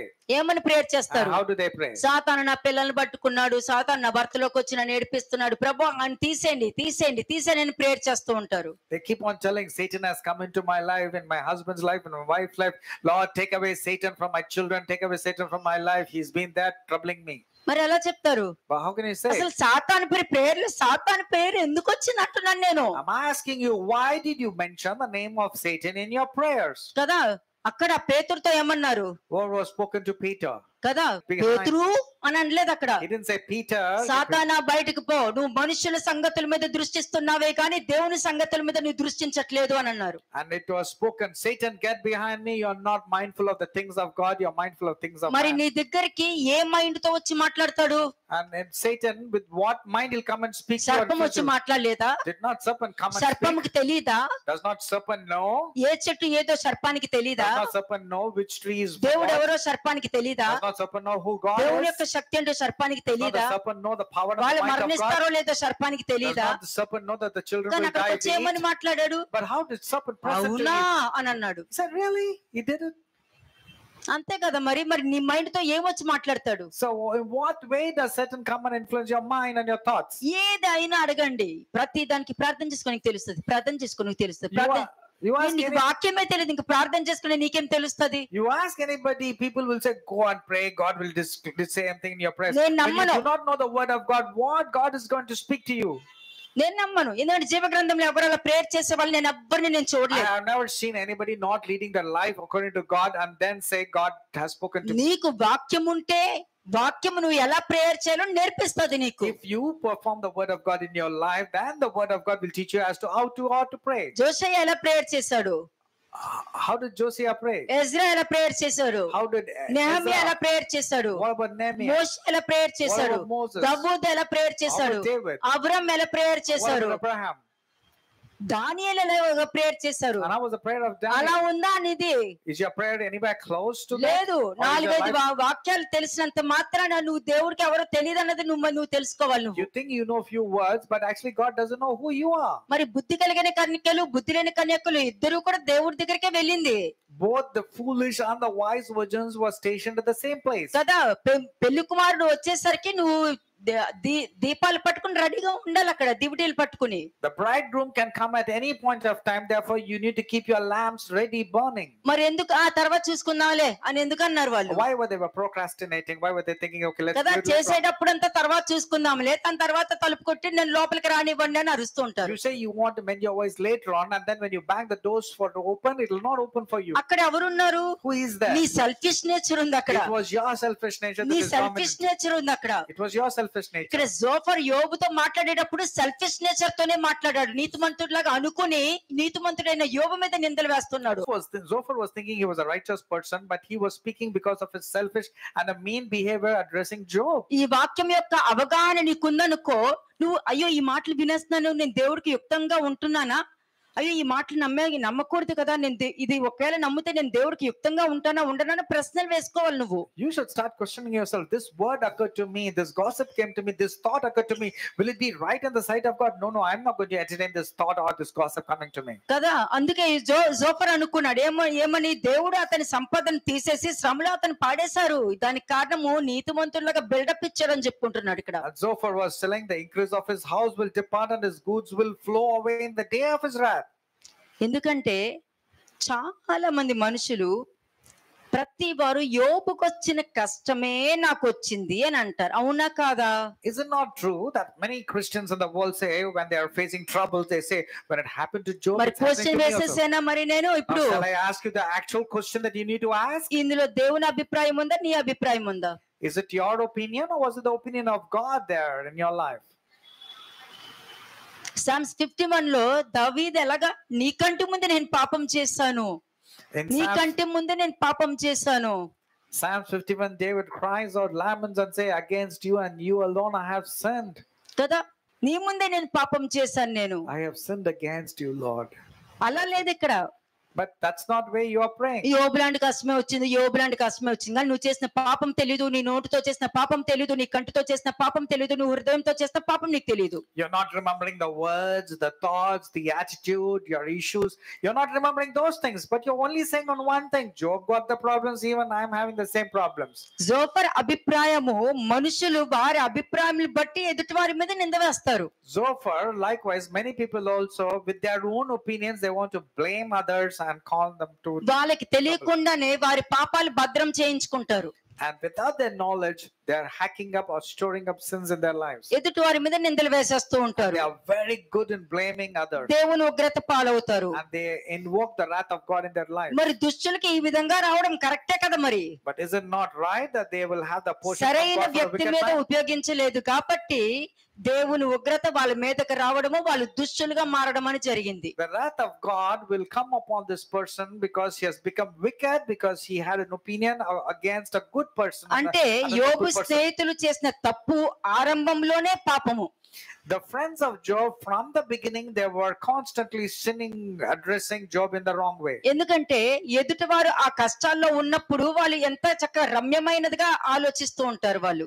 And when a person is suffering, these people think they are very right and noble and good. in their thoughts. ఆకర్షణీయంగా ఆహ్లాదకరంగా ఉంటది కాబట్టి దేవుడి వాక్యాలు దంచి మాట్లాడేస్తూ ఉంటాడు ఆ టైంలో. At that time, they quote wonderful scriptures and other things, thinking that they're doing the right job. అంతంలో దేవుని తీర్పు నుండి తప్పించుకోలేరు. Finally, they cannot escape the punishment that comes from God.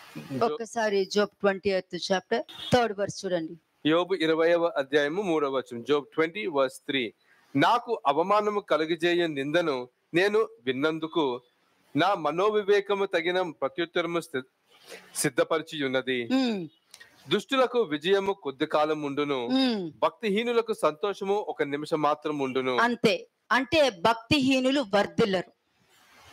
That means the wicked person cannot prosper. భక్తిహీనులు వర్ధిల్లలేరు, భక్తిహీనులు బ్రతకలేరు.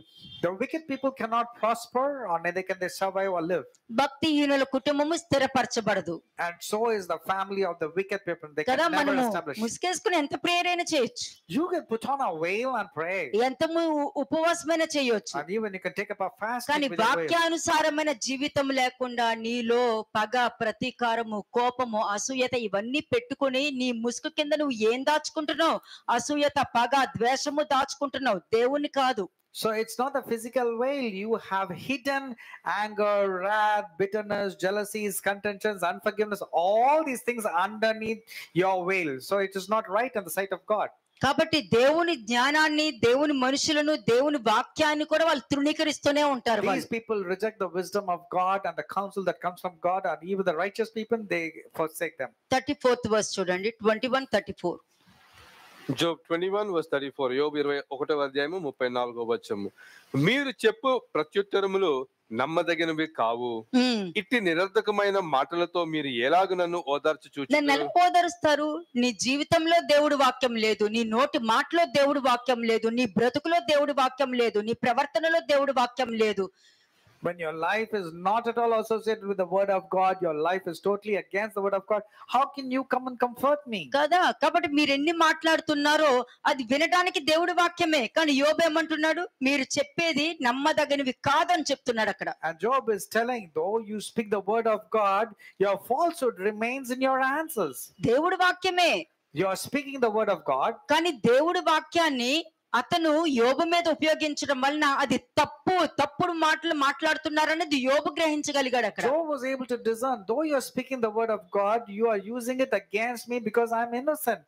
కదా, నేను దేనికి బాధపడుతున్నానో దానికి మీరు సొల్యూషన్ నాకు చెప్పాలి, కానీ నన్ను పాయింట్అవుట్ మీరు చేస్తున్నారే, కాబట్టి ఇట్టి నిరర్థకమైన మాటలతో మీరు ఎలాగ నన్ను ఓదార్చగలుగుతారు అని How then అంటున్నాడు. can you comfort me with empty words, since falsehood remains in your answers? You are not giving me the right solution.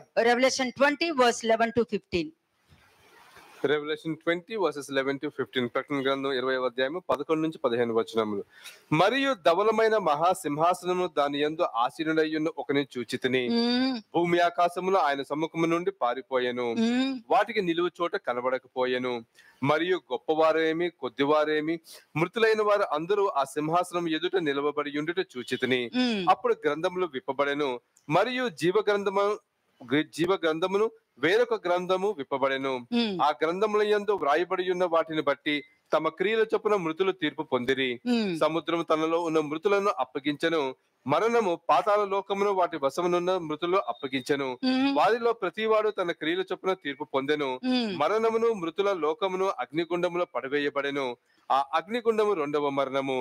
ఎవని పేరైనను జీవ గ్రంథమందు వ్రాయబడినట్టు కనబడని ఎడల వాడు అగ్నిగుండంలో పడవేయబడెను. బాప్టిజం తీసుకుంటే జీవ గ్రంథంలో పేరు రాయబడి ఉంటదని ఎవరైనా చెప్పారా? Is it anywhere mentioned in the Bible, if you're baptized, your name will be written in the book of life? పరిశుద్ధాత్మ అభిషేకం పొందుకుంటే జీవ గ్రంథంలో నీ పేరు రాయబడి ఉంటదని ఎవరైనా చెప్పారా? Or is it mentioned in the Bible, or anybody say that you receive the Holy Spirit, you will be in written, name will కదా, be written in the book of నువ్వు life? ఎవరైతే ఆయన్ని అంగీకరించి ఆయనకి ఇష్టంగా నువ్వు లైఫ్ లీడ్ చేస్తూ ఆయన పిల్లలు అవ్వడానికి నువ్వు అధికారం పొందుకొని పాప క్షమాపణ పొందుకుంటే జీవ గ్రంథంలో నీ పేరు ఉంటది. If you accept Jesus Christ and follow all his instructions, and then your sins have been forgiven, then your name will be written in the book of life. అర్థం చేసుకో ముందు. First understand this. లేదనుకో ration card పెట్టుకుని visa అనుకుని airport కి వెళ్తావు.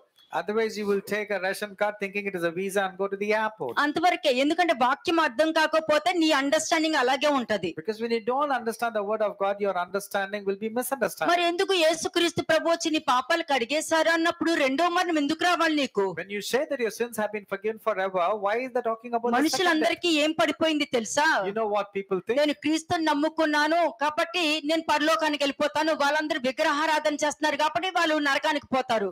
కానీ నరకానికి వెళ్ళేది వాళ్ళు కాదు, నువ్వని గ్రహించుకో. Many Christians think that I've been baptized and I will go to heaven, and these Gentiles, they will be caught up in hell. They will be the people in the last minute will go to heaven, not you. కదా, అభిమేలకుతో చెప్పారు, నువ్వు యథార్థవంతుడు కాబట్టే నాకు విరోధంగా పాపం చేయకుండా నిన్ను అడ్డగించానని. And to Abimelech, God came in the dream and said, because I found that you are right in my sight, I ensure that you don't land yourself in sinning. కదా, ఫిలిష్తీయుడైన అబిదోము ఇంట్లో ఆ నిబంధన మందసం ఉండి వాళ్ళు, వాళ్ళ ఇంటి వారు, వాళ్ళ ఆస్తి, వాళ్ళ పిల్లలు, వాళ్ళ ఇంట్లో పనిచేసే వాళ్ళు కూడా ఆశీర్వదించబడ్డారంట అక్కడ. Obed-Edom, though not being an Israel, being a Philistine, when the Ark of the Covenant was stationed at his house, he, his friends, his families, everybody were blessed. Cornelius ని ఆశీర్వదించారు అక్కడ. What about Cornelius? Even he was blessed. కదా, కనాను స్త్రీని bless చేశారు అక్కడ. Even the Canaanite woman was blessed. నీ అంత విశ్వాసం ఇశ్రాయేలు జనాంగంలో కూడా చూడలేదని అన్నారు. And the Lord addressed, telling to Canaanite woman, అలాగే ఎంతో మంది ఆశీర్వదించబడ్డారు అక్కడ. Likewise, there are many people who are Gentiles. ఎవరిని తృణీకరించకూడదు. Therefore, never reject or find fault with కదా, others. క్రీస్తు కుడి పక్కన ఉన్న దొంగ క్రీస్తుతో పాటు పారడైజ్ కి వెళ్ళిపోయాడు. One of the thieves who were also there at the crucifixion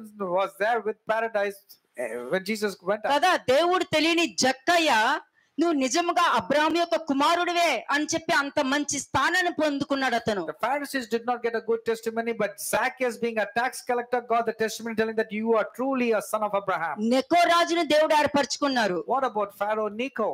Nebuchadnezzar రాజుని నా స్నేహితుడని కూడా చెప్పారు దేవుడు. Nebuchadnezzar, being the king of Babylon, God said he's my friend. ఎవరిని తృణీకరించమని ఏం చెప్పలేదు. Therefore you are not supposed to cast out anybody. నువ్వు నరికివేయబడతావేమో, జాగ్రత్తగా చూసుకో నువ్వు. See to that your branch is not cut off. వాళ్ళని వీలు కాదు, వాళ్ళకి వెంటనే తెలుసు వాక్యము. Because if God speaks to them, they will వాళ్ళు మార్చుకోగలుగుతారు. They can mend their ways. వాళ్ళు నీకన్నా ఎక్కువ స్థాయి కొండగలుగుతారు. In fact, they can be in a much better సర్వ place. శరీరులకు దేవుడను సర్వ శరీర ఆత్మలకు దేవుడనే ఉన్నాను, నాకు అసాధ్యమైనది ఏమీ లేదని వాక్యం చెప్తుంది. Because the word of God very clearly says, I'm a God of all flesh and nothing is impossible to me. రక్తము కడిగేది నీ శరీరాన్ని కాదు, నీ ఆత్మను అన్నది గుర్తుపెట్టుకో. Remember, it's not the body that the blood of Jesus Christ is going to cover, but it is your spirit, it's your soul that is దేవుడు going to రక్షించింది నీ శరీరాన్ని కాదు, నీ ఆత్మను అన్నది గుర్తుపెట్టుకో. Remember, it's not your body that has to be saved, but your soul has to రక్షణ be saved. ఇచ్చింది నీ శరీరానికి కాదు, నీ ఆత్మగా నువ్వు గుర్తుపెట్టుకో. Salvation is not for your body, it's to your soul. లేదనుకో, నువ్వు జీవించుచున్నావన్న మాత్రమే కానీ నువ్వు మృతుడివే అని ప్రకటన గ్రంథంలో రాయబడి ఉంది. In the book of Revelation says, though you have life, you are still a dead person. మరి యేసుక్రీస్తు ప్రభు నీ పాపాలు క్షమించబడినప్పుడు ఈ స్థాయికి ఎందుకు వచ్చావు నువ్వు? Now when your sins, you say, have been forgiven, why are you in such a detestable state? వాక్యం నీకు తెలుసు కానీ సరిగా ఉపయోగించట్లేదని నువ్వు తెలుసుకోవాలి. You know the word, but you have not used it appropriately in your life. కదా, దుష్టులు పాపమును గుర్తించి దేవుని వైపుకు తిరుగుటయే వారికి క్షేమము అని లేఖనం చెప్తుంది. The wicked people have to recognize their sins and turn towards God, and it is good for them. ఆ అవకాశాన్ని నువ్వు ఉపయోగించుకోవాలి. And you have to make use of that. నువ్వు ఉపయోగించుకోకపోతే నీకు నిత్య మరణమే, రెండవ మరణము. If you don't make use of it, you will have a second death, and that's eternal. కదా, ఇక్కడి నుంచి ధనవంతుడు అగ్నిజ్వాలలో ఉన్నప్పుడైనా అతని బుద్ధి మారిందా? Did the rich man, when he was facing torment in the fire, did his mindset change? అదే. That's what a vigil has been kept over him, because his sin is stored up. నీ సమాధిని కూడా అట్లా పెట్టుంచుతారు. God will keep a vigil over your tomb and నీ your సమాధిని అలాగే తీసుకెళ్లి అగ్నిజ్వాలలో పెడతారు.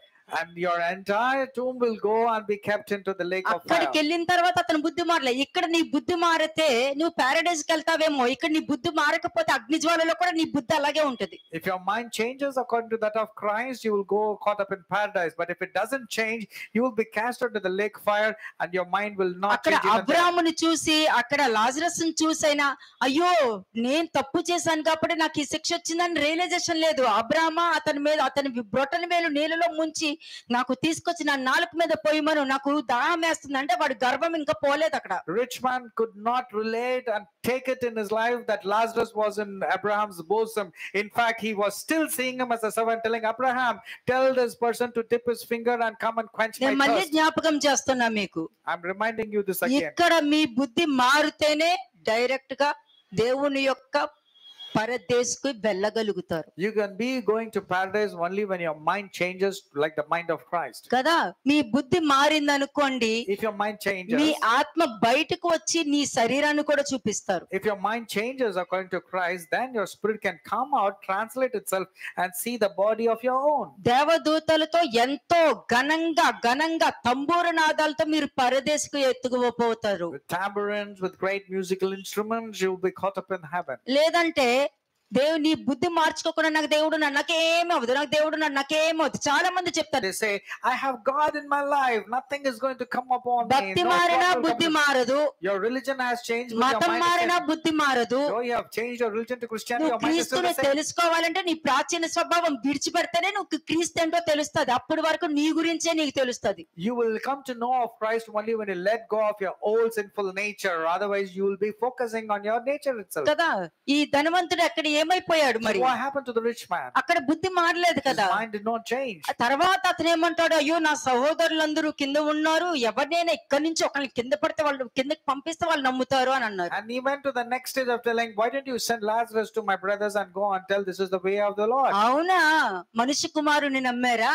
And then immediately the question is, ఎలా నమ్ముతారు? did you believe in the Son of Man? అక్కడ వాక్యం ఉంటుంది, ఆ వాక్యము విని దాని ప్రకారము నువ్వు దేవుని చూడగలుగుతావు. అక్కడ You have the word of God, you have the law, you have the prophets, then you will come to know ఆ about God. పక్క దొంగ చూసింది మనిషిని కాదు, క్రీస్తుని. The thief that was caught up in paradise did not see Son of Man, he saw the Son of God himself. కదా.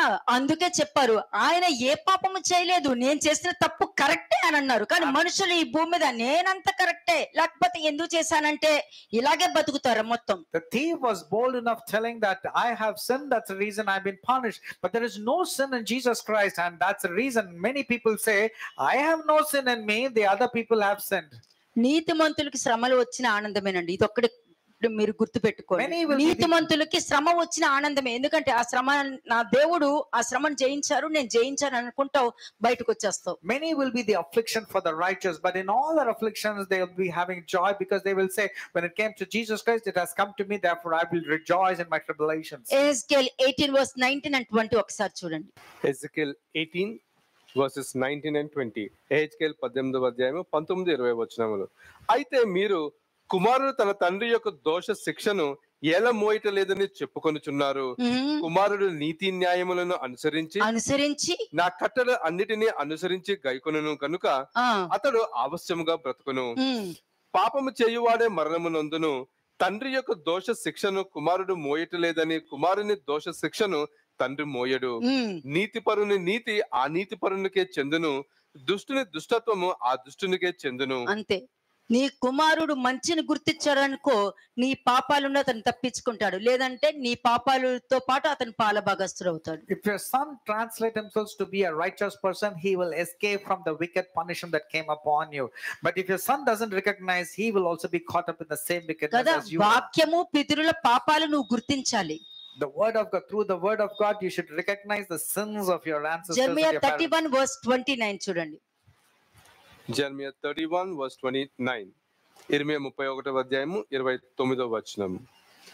ఆ దినములలో తండ్రులు ద్రాక్షకాయలు తినగా పిల్లలు పళ్ళు పులిసినని మాట వాడుకొనిరు. అది The fathers have eaten sour grapes, and the children's teeth are set on the edge. అందుకే యోబు చెప్పాడు ఆ మాటని. That's the reason Job said this. అంటే తల్లిదండ్రుల పాపము పిల్లలు అనుభవిస్తారు అని దానికి అర్థం అక్కడ. That's the reason whatever the parents have done, the children have to taste the wrath. Isaiah 53 verse 4 and 5 ఒకసారి చూడండి. Isaiah 53 versus 4 and 5. యెషయా 53వ అధ్యాయము 4-5 వచనములు. నిశ్చయముగా అతడు మన రోగములను భరించెను, ఉమ్, మన వ్యసనములను వహించెను. ఉమ్, అయినను మొత్తబడిన వానిగాను, దేవుని వలన బాధింపబడిన వానిగాను, శ్రమ నొందిన వానిగాను మనం అతనిని ఎంచితిమి. ఉమ్. మన అతిక్రమ క్రియలను బట్టి అతడు గాయపరచబడెను, మన దోషములను బట్టి నలగగొట్టబడెను. మన సమాధానార్థమైన శిక్ష అతని మీద పడెను, అతడు పొందిన దెబ్బల చేత మనకు స్వస్థత కలుగుచున్నది. ఈ 4-5 వచనాలు చదివారు కదా. You read verse 4 and 5 of నీ Isaiah ప్లేస్ 53. లో నేను చదివాను అనుకో, If I were you and if I were reading it, నా రోగాన్ని ఆయన భరించారు అని అంటే నేను కృతజ్ఞత సాష్టాంగ పడిపోవడమే కాదు, లైఫ్ అంతా కూడా వదిలేస్తాను. అది ఎంత అక్కడ ఎన్ని తప్పులు జరిగినా కూడా ఆ కృతజ్ఞతని బట్టి నేను అక్కడే ఉంటా. when because of his stripes, if I'm healed, I will be indebted forever, thanking God and be grateful to him. ఎందుకంటే శ్రమ నొందిన వాణిగాను మనము అతన్ని ఎంచితిమి అంటే ఇప్పటికే అలాగే ఎంచుతున్నారు అందరూ. For he was born grieves and carried our sorrows, and yet we esteemed him stricken. నేను అపోస్తలుడు పౌలు ఏమన్నాడు, What did Apostle ఆ Paul say? జీవాధిపతిని చంపారు, ఇప్పటికే మీ ప్రవర్తన ద్వారా ఇంకా చంపుతూనే ఉన్నారని వాక్యం చెప్తుంది అక్కడ. You have killed the person whose eternal life, and you're still crucifying the person who gives you మరి life. చెప్పకూడదు కదా అలాగా. Paul shouldn't have mentioned if you say that your sins are నువ్వు forgiven forever. అపోస్తలుడు పౌలు కూడా యేసుక్రీస్తు ప్రభునే కదా నమ్మింది. Because Apostle Paul also believed in Jesus ఆయన Christ. ప్రతి పాపం నుండి విడుదల చేస్తారని అపోస్తలుడు పౌలుకు కూడా తెలుసు కదా. మరి Apostle Paul also knows that Jesus will మరి deliver ఎందుకు ఆ from మాట every sin. చెప్తున్నారు? But why did Paul say that? అన్ని he can do- జనాంగంతో చెప్తున్నారా? Is he telling it to the Gentiles? అన్ని జనాంగంతో చెప్పట్లేదే. No, he was not addressing to them. అన్ని జనాంగంతో He చెప్పట్లేదు. was not addressing the Gentiles. ఎవరితో చెప్తున్నారు? And to whom was it addressed? వాక్యం తెలిసిన వ్యక్తులతో మాట్లాడుతున్నారు అక్కడ. He was speaking to the people who claim to know that they know the కానీ word of God. ఈ మనుషులు బయట వాళ్ళ కోసం మాట్లాడుతున్నట్టు మాట్లాడతారు But many people think this reference is for the outsiders, not కదా. for the Christians. ప్రవర్తన ద్వారా, ఆలోచన ద్వారా, నోటి ద్వారా ఇంకా క్రీస్తుకి సిలువ వేయట్లేదా? Are you not crucifying Christ because of your words, your actions, your deeds, and your wrong meditation? కదా, నువ్వు సిలువ వేస్తున్నావు అనేది రియలైజ్ అవ్వట్లేదు కదా. You're not realizing that you are the reason to crucify Christ. కదా, ఇంకా ఆయన్ని సిలువ వేసేసి ఆయన లేపేయడానికి నువ్వు రెడీ అవుతున్నావు, కానీ నువ్వు మాత్రము సిలువ వేయడానికి ఇష్టపడట్లేదు, మన లెగడానికి కూడా నువ్వు ఇష్టపడట్లేదు. You are good in crucifying Christ and talking about the resurrection, but you're not able to crucify your own life and resurrect your life like that of Christ. అదే ఎదుటి వాళ్ళ మీద నిందలేయడం నీకు అలవాటు, కానీ నీ మీద నిందలేస్తే నువ్వు ఊరుకో కదా. Because you're good in finding fault at others and blaming others, but when it comes upon you, you are not interested. You're not. ఆయన్ని You సిలువ get agitated. వేసేయగలుగుతావు నువ్వు. You are good in crucifying మళ్ళా Christ. 3వ రోజు లేపేస్తావు, And in the 3 days you will oh rise him up సంవత్సరంలో again. మళ్ళీ వేసేస్తావు, And then after 1 year you keep on doing మళ్ళీ this. లేపేస్తావు, And again you resurrect మళ్ళీ him. వేసేస్తావు. అంటే నీ పని ఏంటి? వేస్తూనే ఉంటావు, You will keep on crucifying him again అంతే and కదా. again. Are you not doing నువ్వు that? మాత్రం లెగట్లేదు కదా, But నువ్వు you ఇలాగే are- ఉండిపోతున్నావు, నువ్వైతే లెగట్లేదు కదా. But have you risen? Have you been resurrected? దానికి No. కారణం ఏంటి? What's the reason for నిన్న that? మీకు తిమోతి నుండి, అపోస్తలు పేతురు నుండి, తర్వాత పౌలు నుండి, మోషే మాట్లాడిన దగ్గర నుండి మనుష్య కుమారుడు వరకు ఏమని చెప్తున్నాను, నేను వెళ్ళిన తర్వాత అనేక మంది తోడేలు వస్తారని చెప్పారు. From Moses, Jesus, Timothy, Paul, Peter, all have said, after my departure, savage wolves will be coming, devouring one another. Many will నేను depart from the వెళ్ళిన truth. తర్వాత మీరు ఆయన్ని సేవించరా అని చెప్పేస్తారు. And Moses said, after I depart, you will never serve ఎందుకు him. చెప్పారు? ఎవరైనా చెప్పగలుగుతారా? ఒక్కరు చెప్పండి. Any reason why it was told? నువ్వు వాక్యం వినేటప్పుడు నువ్వు శ్రద్ధ చూపించట్లేదు అనుకో, తప్పక నువ్వు మారిపోతావు. When you're hearing to the word of God, if you translate yourself and convert, for sure you will change. నువ్వు వాక్యానికి లోబడి లేవనుకో, ఈజీగా కష్టం వచ్చిందంటే వెళ్ళిపోతావు. అందరికీ ఈ విత్తనాల స్టోరీ బాగా తెలుసు, కానీ ఏ విత్తనంలో ఉన్నావో వాళ్ళకే గుర్తుండదు. ఎందుకంటే సిచ్యుయేషన్ తగ్గట్టు విత్తనం మారిపోతూ ఉంటది. Many people talk about the parable of sower, but they do not know what seed and where it has been sown. And they ఎలా keep changing. మారిపోతుంది? Why is it changing అద్భుత sometimes? కార్యం జరిగిందనుకో, And if miracle takes place, దేవుడు గొప్ప కార్యం నా జీవితంలో చేశారు అని చెప్తారు. they will cry and say, God has done a great miracle in my పరిస్థితులు life. సరిగ్గా లేరనుకో, And when the situations are not అంతే, favorable, నాకు దేవుడు వద్దు, ఎవరు వద్దు, And then they'll say, I don't want God, I don't want anybody. దేవుడు ఆశీర్వదించారనుకో, And if God blesses them, ఖాళీ లేదండి, they'll say, I'm very Bible busy. చదవాలనుకుంటున్నాను కానీ They'll say, I'm చదవలేకపోతున్నాను. very busy, caught up Adi. with my secularism. అది విత్తనాల స్టోరీలో అందరూ నువ్వు ఎక్కడున్నావో కాదు, అన్నిట్లోనూ నువ్వు కనబడుతున్నావు. ఎప్పుడెప్పుడు మారుతావో ఓసరి వెళ్ళాక తెలియదు. You are there in every place where the seed has been sown. You are like a ఈ chameleon. విధంగా చెప్తున్నానని నాకు బాధ లేదండి. I'm not grieved saying like this. నా దేవుని సంతోషపరచడము అన్నదే నాకు కావాలి. I want only one thing, to please my God. సర్వోన్నతుడు, నిన్ను పుట్టించిన వాడు, నిన్ను నిలబెట్టిన వాడు, నిన్ను కాపాడగలుగుతాడు, నిన్ను కొట్టగలుగుతాడు, గాయపరచగలుగుతాడు, బాగు చేయగలుగుతాడు, మరలా అదే స్థితికి తీసుకొచ్చి పెట్టే అంత సమర్థుడు అన్నమాట ఆయన. Almighty God, He can bind you, lose you, wound you, heal you. He can do whatever He wants. He can do anything pertaining to you. కదా, దేవుణ్ణి బాధ పెట్టొద్దు. Don't grieve God. దేవుణ్ణి బాధ పెట్టడం ఇష్టపడని వ్యక్తి ఎప్పుడు తన జీవితంలో ఎప్పుడు మంచి చూస్తాడు. The అతను person who is focusing on pleasing God, in fact not causing grief to God, will always want to please please God. చెయ్యొద్దు, ప్లీజ్ చెయ్యక్కర్లా, You don't have to please Him. అక్కర్లా, నువ్వు దేవుణ్ణి ప్లీజ్ చేయక్కర్లా. You don't have to please God. దేవుణ్ణి బాధ పెట్టకూడదన్న ఆ హృదయం ఉందంటే చాలు, నీ అంత మంచోడి ప్రపంచంలో ఎవరు ఉండరు. Forget of pleasing God. As far as you don't cause grief or sorrow to God, కదా, you are the best person. దేవుణ్ణి బాధ పెట్టకూడదు అని అంటే నీ నోటికి వచ్చినట్టు మాట్లాడవు. And you will not speak rashly with your words. దేవుణ్ణి బాధ పెట్టకూడదు అని అంటే మాటకి ఇంకో మాట కలపవు. And you will not mix words. దేవుని బాధ పెట్టకూడదు అని అనుకుంటే కంటి చూపుతో తీర్పు తీర్చవు. If you should not grieve God means you will not judge by what you see. అంతే, నువ్వు దేవుని బాధ పెట్టకూడదు అని అన్నావు అనుకోండి, If you- ఏముంది? ఎక్లీసియాసిస్ 2:26 చదవండి. What will happen in Ecclesiastes 2:26 when you're not causing grief to God?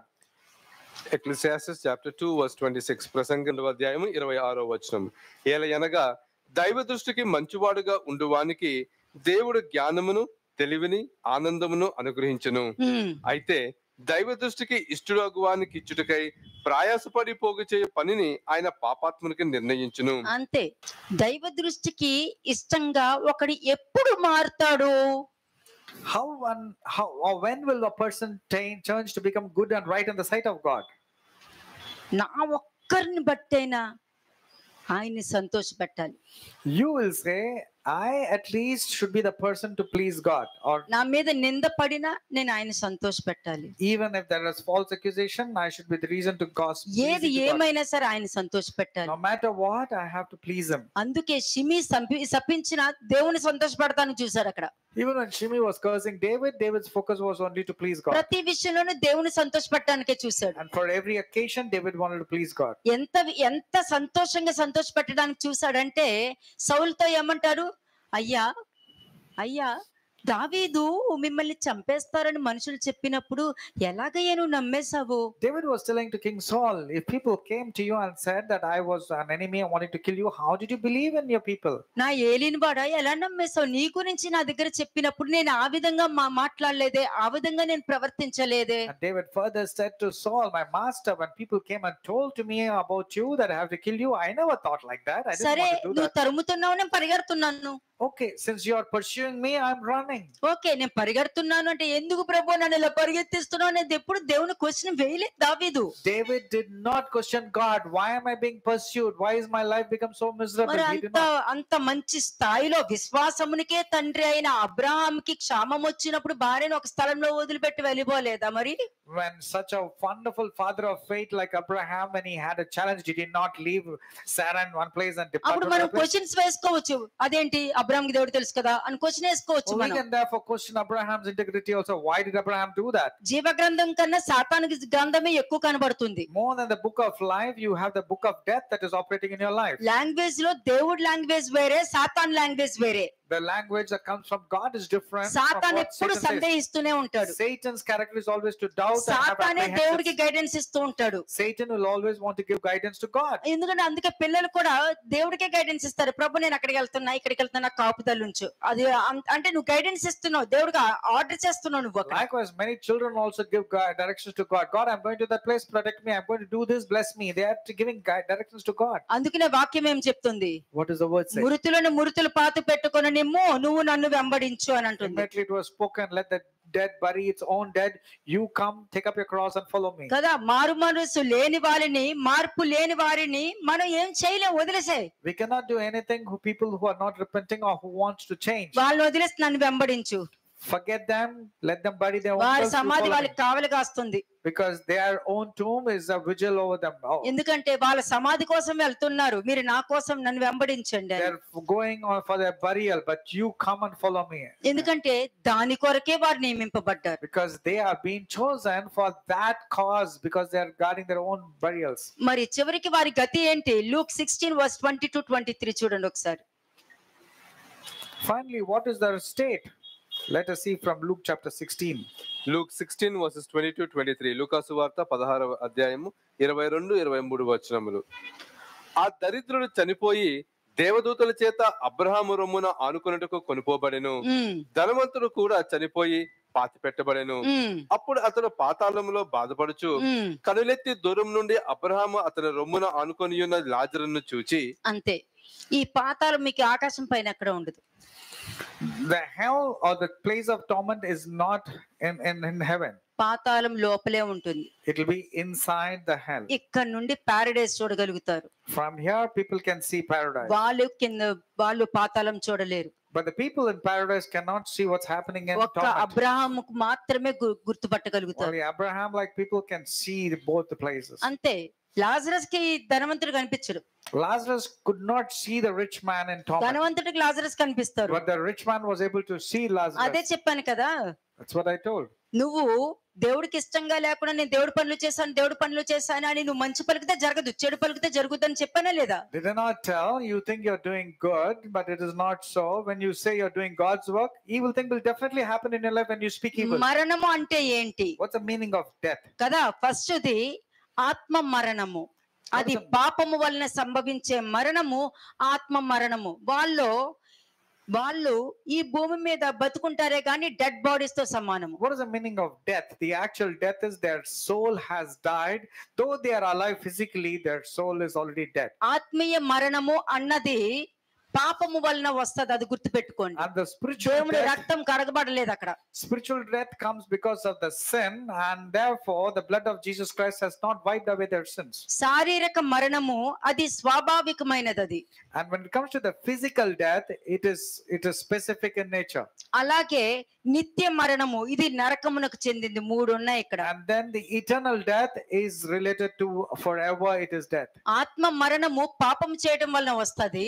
The spiritual death is because of the sinful nature. శరీర మరణము అది స్వాభావికంగా వస్తది. The physical death is because of so many conditions like age or something.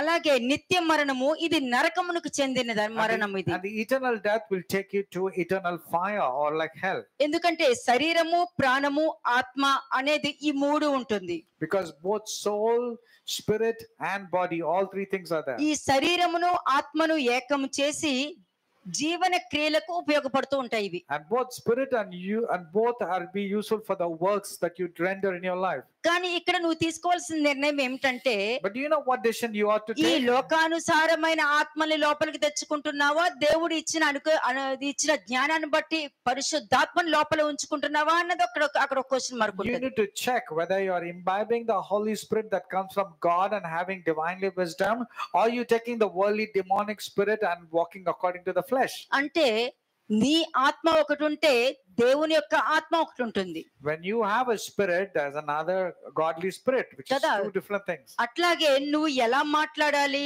ఎలా react అవ్వాలి, ఎలా ఆలోచించాలి, నీ body language ఏంటి అని, నీ ఎక్స్ప్రెషన్స్ అన్నది ఇవన్నీ కూడా ఈ శరీరము, ప్రాణము, ఆత్మ దానిని బట్టి నువ్వు ప్రవర్తిస్తూ ఉంటావు. It all depends upon your body, your mind and your spirit, your behavior, the way you think. Everything will change depending on what you want. ప్రాణము పోవుట అంటే ఏంటండి? What's the meaning of losing your soul? శరీరము ఆత్మని విడిచిపోవడాన్నే ప్రాణము పోవుట అంటాం. That means the spirit is departing from the body.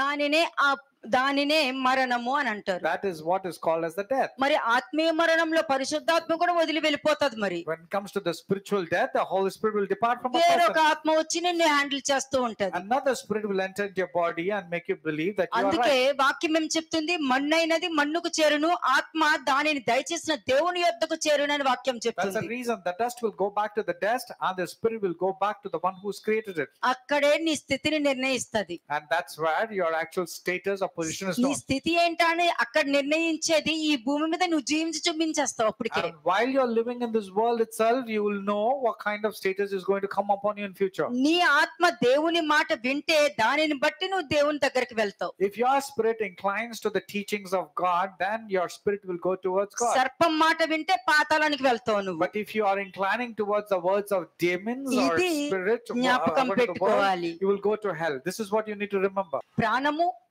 శరీరము, ఆత్మ.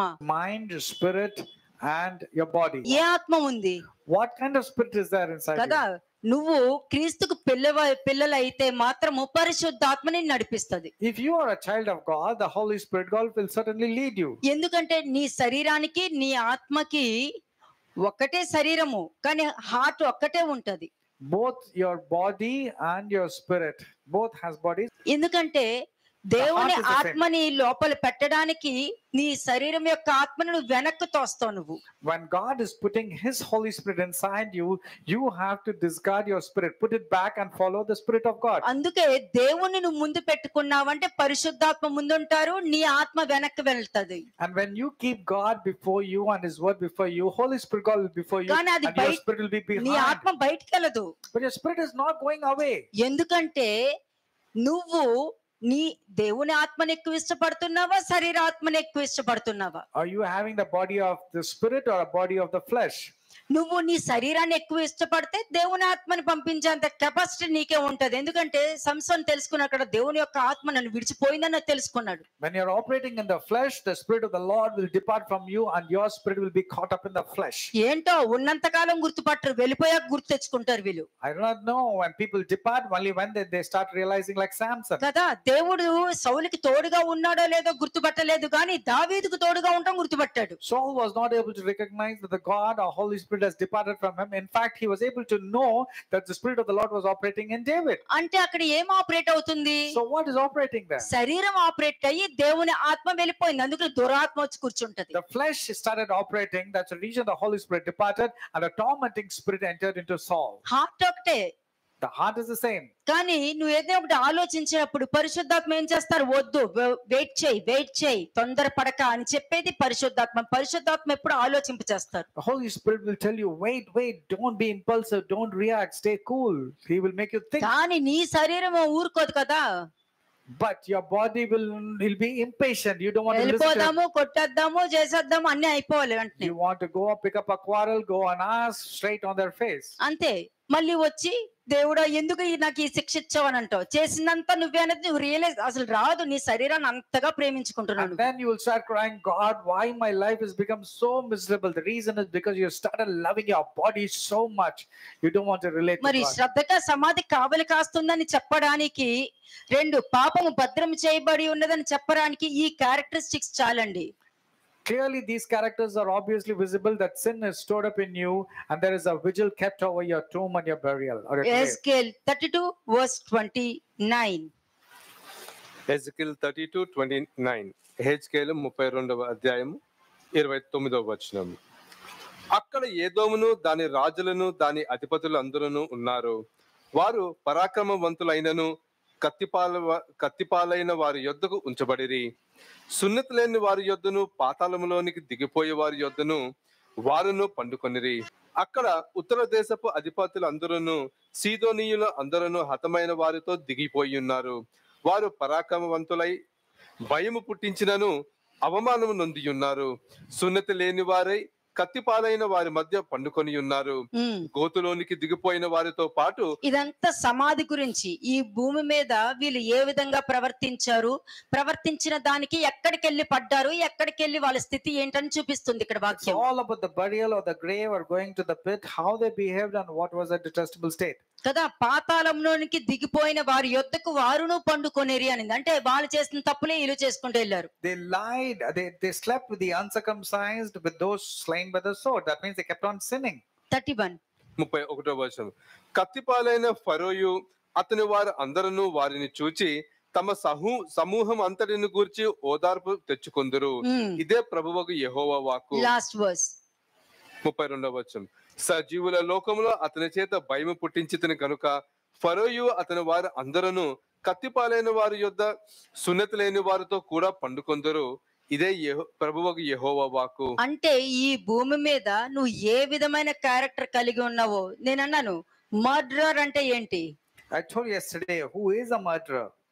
ఒక మనిషి యొక్క క్యారెక్టర్ ని నువ్వు చంపేస్తున్నావు. You are assassinating a person's character. You're killing a కాబట్టి person's character. నువ్వు చంపేయడం వలన ఆ రక్తానికి నువ్వే ఉత్తరవాదివి. Since you are the reason to kill someone's character, you are guilty of that man's blood. Next week అర్థమవుతుంది నేను ఏం మాట్లాడడానికి వస్తున్నాను You అనేది. will understand the sermon next week. Psalms 49:14 చూడండి. Psalms 49:14. కీర్తనలు 49వ అధ్యాయము 14వ వచనము.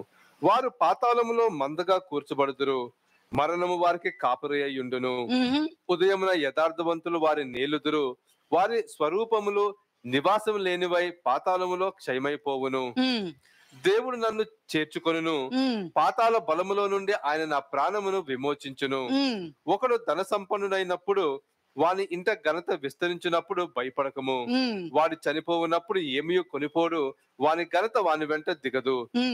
నీకు నీవే మేలు చేసుకొంటివని మనుషులు నిన్ను స్తుతించినను, తన జీవిత కాలమున ఒకడు తన పొగడు కొనినను అతడు తన పితరుల తరమునకు తెరవలెను.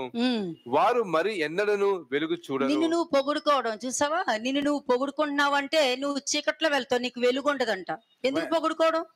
When you're praising your own self, you will enter into darkness. Why do you నన్ను praise yourself? మెచ్చుకోలేదు, నాకు విలువివ్వలేదు, నేను ఇంత చేశాను కదా, వాళ్ళు నన్ను పట్టించుకోలేదు. You're focusing, telling that I did so many things. This person didn't consider me, did not give me value, they avoided me. లేదనుకో, చాలా మంది అమ్మో మీరు కాబట్టి ఉన్నారు, ఎవ్వరూ ఉండలేరు అని ఇంకొకరు పొగుడుతూ ఉంటారు. Or the other people will say, because of you, you're able to forbear so many insults and all. If I were you, I check cannot. చేసుకో, నిన్ను ఎవరైనా పొగుడుతున్నప్పుడు హృదయంలో నుంచి ఆనందం తన్నుకుంటూ బయటకు వచ్చేస్తుందా, లేకపోతే అయ్యో నాకు శ్రమ, నేను జాగ్రత్తగా ఉండాలనుకుంటున్నావా? What is occurring to you when somebody is flattering you or talking very high about you? Are you saying woe to me, or are you so much joyful in your heart? ఎందుకంటే పొగిడితే చాలు మునగ చెట్టు ఎక్కేస్తారు, దిగమంటే కూడా దిగరు కదా. ఆ పొగడితకి అంత వాల్యూ ఉంది.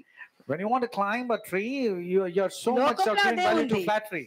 పొగడ్తలు, శరీరాశ, నేత్రాశ, జీవపుడంబము, ఇవన్నీ గర్వమే. గర్వము, పొగడ్తలు ఏంటి, ఫ్లాటరింగ్ చేయడం, ఇవన్నీ బయట ఉన్నాయి. ఈ పొగడ్తలకి అలవాటు అయిపోయి ప్రతిదీ అలవాటు అయిపోయి ఎక్స్పెక్ట్ చేస్తూ ఉంటారు. ఈ ఎక్స్పెక్టేషన్స్ కుటుంబాలనే నాశనం చేస్తున్నాయి. Because your expectation is at its peak, because you want people to appreciate you and talk well or high about you. ప్రేమించాలి, అది నిజమే, అబద్ధం కాదు. It is mandatory that you ought to love your own wife. ఆమె బలహీనమైన ఘట్టము, ఇంకా ఘట్టమని అనుకుని ఆమెని సన్మానించాలి, తప్పేమీ లేదు. You need to honor your wife knowing that she is a weaker vessel. అధికారం చెలాయించకుండా ఒకరినొకరు లోబడి ఉండాలన్నారు. అది నిజమే, అబద్ధమేమి కానే కాదు. Don't dominate over her, because you both are of the same category. మీ ఇద్దరి మధ్యలో దేవుడు ఉంటేనే యథార్థంగా ఒకరినొకరు అండర్స్టాండ్ చేసుకోగలుగుతారు. మీ ఇద్దరి మధ్యలో దేవుడు లేరనుకో, నువ్వెంత నేనంతానే జీవిస్తూ ఉంటారు, కానీ భార్య భర్తల్లాగా నటిస్తూ ఉంటారు ఇంట్లోనే. If God is there between the husband and wife, they will be humbling, submissive to one another. But if God is not in the center of your life, you will be saying tu meme, and you will start fighting with one another. 20వ వచనం చూడండి. Verse 20. ఘనత నొంది ఉండియు బుద్ధిహీనులైన వారు నశించు జంతువులను పోలి ఉన్నారు. నశించు అంటే పాపం దేవుడు మనుషులు సృష్టిస్తే, కానీ నీ బుద్ధి సరిలోకి పోతే నేను జంతువులో చూస్తారు. అంటే మనుషులు పశుప్రాయుడు అని వాక్యం చెప్తుంది. God has created you as a man, but if your behavior is mean, he will say you're like a beast. కదా, దేవుడిచ్చిన వాక్యాన్ని నీ కోపానికి అమ్మేసుకుంటున్నావా? Are you selling your wisdom that God has given to ఈగోకి anger? అమ్మేసుకుంటున్నావా?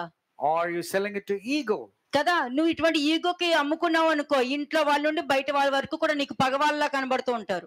If you are sold to your ego and your anger, you will see everybody as if they ఎందుకంటే are against. ఆహాబు ఏలియాని అన్నాడు కదా, నా పగవాడ నీ చేతిలో నేను చిక్కుకున్నాను అని అన్నాడు. అంటే ప్రవక్త కూడా నీకు దుర్మార్గుడిలా కనబడతాడు. Ahab was looking at prophet and he was considering, oh, you are my enemy. Have you found me? That means even the prophets will appear to be as if they are your enemies. కదా, నువ్వు ఘనతనందాలి. దేవుడు వాక్యానుసారం జీవిస్తున్నప్పుడు ప్రతి వాళ్ళు కూడా నిన్ను మంచిగా ఈ విధంగా ఉండాలని నిన్ను చూసి నేర్చుకుంటారు. And people should look at you and say, look at this wonderful character, and you should give honor to God by your chaste conduct and behavior. కదా, ఇక్కడ వెలుగు చూడరు అంటే దానికి అర్థం జీవమును చూడరు, రక్షణను చూడలేరు వాళ్ళు. These people cannot see the light, means they cannot see life and they cannot know what is salvation all about. అలాగే విలాప వాక్యములు 5వ అధ్యాయం 7వ వచనము. విలాప వాక్యములు 5వ అధ్యాయము 7వ వచనం. Lamentations chapter 5 verse 7. మన తండ్రుల పాపము చేసి గతించిపోయిరి, మేము వారి దోష శిక్షను అనుభవించుచున్నాము. సరిపోయిందా? Our sins, our fathers sinned and are no more, but we bear their iniquities. Is it sufficient? ఒకటి గుర్తు పెట్టుకో, నీ పిల్లల కోసం నువ్వు ఆస్తి చేకూర్చి వెళ్తావు. You will gather wealth and inheritance for your children. కానీ మీ దోష శిక్ష వాళ్ళు అనుభవిస్తున్నారంటే వాళ్ళు అనుభవించుకున్న ఉన్న ఆస్తి అంతా కూడా పోతది. But your children are bearing the punishment for your iniquities and transgression. Therefore, even the wealth that you take, it will not going to be there. ఆ దోష శిక్ష నిన్ను బయటికి రానివ్వదు. The punishment of your transgressions and iniquities will కానీ not నీకు allow you అన్ని to come out. చూపిస్తుంది, నీకు అది ఉంది ఇది ఉంది, ఏ ప్రాబ్లం లేదు, అది అమ్ముకోవచ్చు, ఇది దీని నుండి బయటకు వచ్చేస్తాను, అన్నిటి నుండి బయటకు వస్తాను చూపిస్తుంది, కానీ నిన్ను బయటికి రానివ్వదు. But it will show you, see, you have this property, you can come out of all your problems, but it will not allow you to come out of the దోష bondage. శిక్ష అది. That is the punishment of the దోష iniquity. శిక్ష నిన్ను బయటికి రానివ్వదు. The punishment of the iniquities will not allow you to bear కాబట్టి your. మా తాతలు అలాగా, మా తండ్రి అలాగా, మా ముత్తాతలు అలాగా అని చెప్పుకున్నావంటే వాళ్ళ దోషాలు కూడా నువ్వు అనుభవించాల్సి వస్తుంది. But if you say my father is so and so, my grandparents are so, that means you have to bear their iniquities also upon నేను your life. ఎప్పుడు అలా చేసుకోను. But I will never say who my parents are, who ఇప్పుడు they are. ఏంటి, నా తండ్రికి నన్ను నన్ను నన్ను బ్రతికించిన నా తండ్రికి నేను ఏమి ఇస్తున్నాను? What am I giving to the father who has given life to me? I'm not talking about the physical life, నా but the ఆత్మను spiritual life. కాస్తున్న ఆయనకి నేను ఏమి ఇస్తున్నాను? నేను పడుకుంటున్నాను కానీ ఆయన నా ఆత్మను కాస్తున్నారు, ఆయనకి నేను ఏమి ఇస్తున్నాను? I'm sleeping, though I'm sleeping, he's guarding my soul and my spirit. What am I giving in return? రాబోయే ప్రమాదం నుండి నన్ను కాపాడుతూ ఉంటున్న ఆయనకి నేను ఏమి ఇస్తున్నాను? నేను What am I giving to God who is protecting me from the troubles that's ఇంట్లో going to come in పరిస్థితి future? ఏదైనా మారినా దాన్ని వెంటనే నార్మల్ చేసేస్తున్నా నా తండ్రికి నేను ఏమి ఇవ్వగలుగుతున్నాను? నేను When God is normalizing every situation that I face, what am I giving to God in return?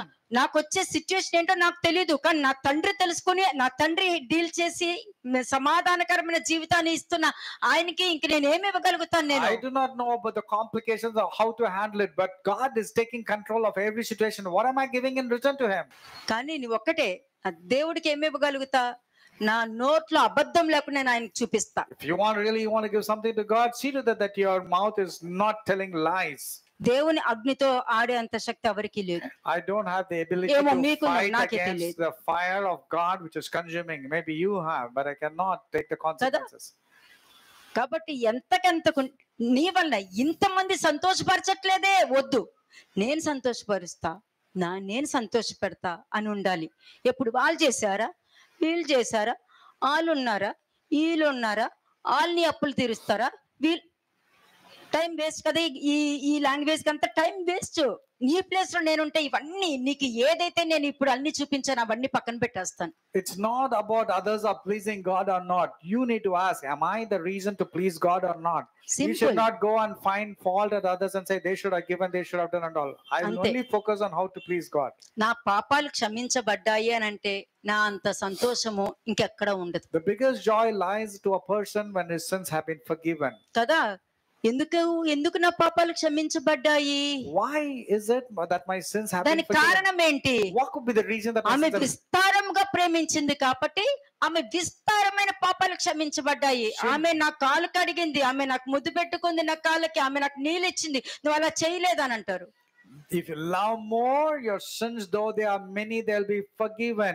She loved me, she cried and she washed my feet, she walked, and that's what she did. So her love was more, but you did not give లోకములో her ఉన్న water. లోకంలో ఉన్న మనుషులు ఆలోచించే విధానము దేవుడు ఆలోచించే విధానం చాలా తేడా There's a ఉంటుంది. huge difference between the way a man thinks and the way God thinks. రెండో వాక్యంలోనే చూపించేశారు. I've showed you both from the scriptures. ఇతడేంటి మరి ఇతను పెద్ద ప్రవక్త అన్నారు, వ్యభిచార స్త్రీ వచ్చి కాళ్ళు కడుగుతుంటే ఆ మాత్రం తెలియదేంటి ఈయనకి అని అన్నారు.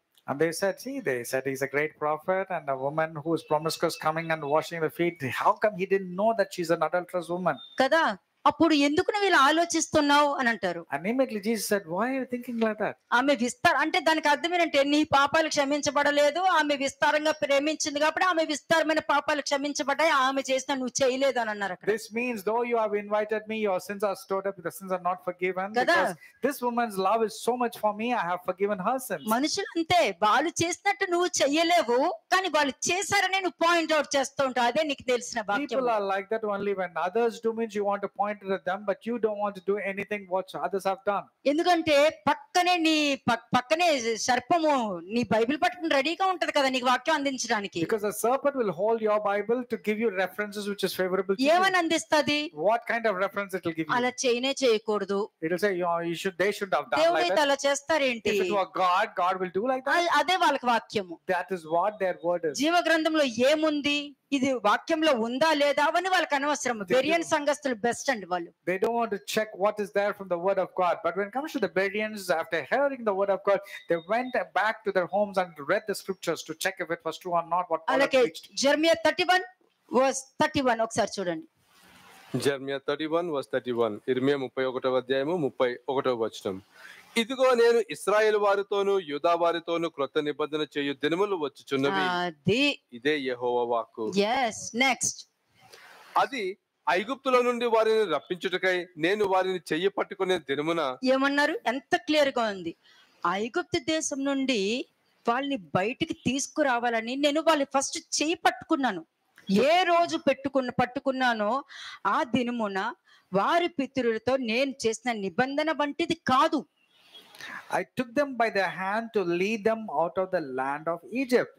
కానీ నేను వారి పెనిమిటి అయినను వారు నా నిబంధన భంగము చేసుకుని. అంటే నువ్వు బాప్టిజం తీసుకున్న బాప్టిజాన్ని భంగం చేసుకోవచ్చు, ఆత్మను పొందుకున్న ఆత్మని భంగం చేసుకోవచ్చు, దేవుని తెలుసుకున్నా దేవుడు తెలియనట్టు కూడా నువ్వు ఉండొచ్చు అని అర్థం అంట. Though I was a husband, they broke my covenant. That means even after your baptisms, even after speaking in tongues, even after knowing scriptures, you can still break the covenant of God that you got. ఎందుకంటే ఈ దేవుడు ఏం చెప్తున్నారు ఇప్పుడు? But God, what is God saying?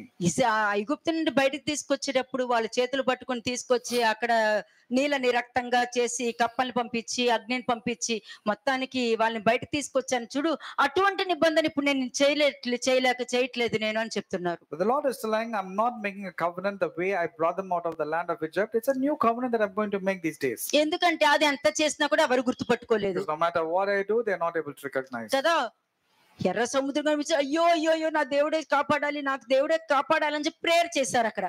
They prayed, Lord, save us from the Red Sea, save us from all these problems. They were crying out. చక్కగా ఇలా prayer చేయడం, మోషే వైపుకు తిరిగి మర్మరింగ్ గ్రంబ్లింగ్, మోషే మీద అరవడం, ఏంటి చంపడానికి తీసుకొచ్చావు ఇక్కడికి అని అన్నాడు. The moment the prayer was over, immediately they turned against Moses and they were complaining, what, you brought us so far to kill us over here? ఇప్పుడు చెప్పు, నువ్వు ప్రేయర్ చేసి బయటకు వచ్చిన తర్వాత ఏ విధంగా ప్రవర్తిస్తున్నావు? Now you tell me, after your prayers, how are your behavior is? అందుకే 33rd verse చూడండి. 33వ వచనం. ఈ దినములైన తరువాత నేను ఇశ్రాయేలు వారితోను యూదా వారితోను చేయబోవు నిబంధన ఇదే. ఏంటది? వారి మనసులో నా ధర్మ విధిని ఉంచెదను, వారి హృదయం మీద దాన్ని వ్రాసెదను, యెహోవా వాక్కు ఇదే. నేను వారికి దేవుడినై యుందును, వారు నాకు జనులగుదురు. వారు మరి ఎన్నడను యెహోవాను గూర్చి బోధన నొందుదుము అని తమ పొరుగువానికి గాని తమ సహోదరులకు గాని ఉపదేశము చెయ్యరు. నేను వారి దోషములను క్షమించి వారి పాపములను ఇక ఎన్నడను జ్ఞాపకం చేసుకొనను గనుక అల్పులేమి గనులేమి అందరూ నన్ను ఎరుగుదురు, ఇదే యెహోవా వాక్కు. పగటి వెలుగుకై సూర్యుని, రాత్రి వెలుగుకై చంద్ర నక్షత్రములను నియమించువాడును, దాని తరంగములను ఘోషించినట్లు సముద్రమును రేపువాడునగు యెహోవా ఈ మాట సెలవిచ్చుచున్నాడు. సైన్యములకు అధిపతి యొక్క యెహోవా అని ఆయనకు పేరు. అంతే. 37 verses వరకు తర్వాత చదువుకోండి మీరు. ఇక్కడ ధర్మ విధిని మీ హృదయంలో నేను ఉంచుతాను అంటే దానికి అర్థం ఏంటండి? మీ మనసులోను నా ధర్మ విధిని ఉంచెదను, వారి హృదయాల మీద రాస్తానంటే నీ ప్రవర్తన మీద నీ నోటు గురించి మాట్లాడుతున్నారు అక్కడ.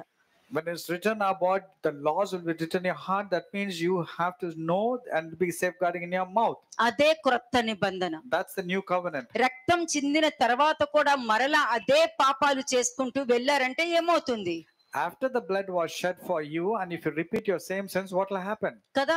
ఇప్పుడు కొత్త నిబంధన చేయడం జరిగింది, A new రక్తం covenant, చిందించడం జరిగింది, a new covenant was made, and the blood was shed for you. పాపాలు క్షమించడం జరిగింది, Your sins have been forgiven, Charani తీసుకుని వెళ్ళడం జరిగింది. and the captive people were caught up in capture. కానీ ఎలా వెళ్ళిందో అలా నువ్వు వెళ్తావా, లేకపోతే అది రక్తం చిందించిన తర్వాత కూడా నీ పాపాన్ని జాగ్రత్తగా పెట్టుకుని ఇక్కడే ఉండిపోతావా? The captive people were, refugees లాగా.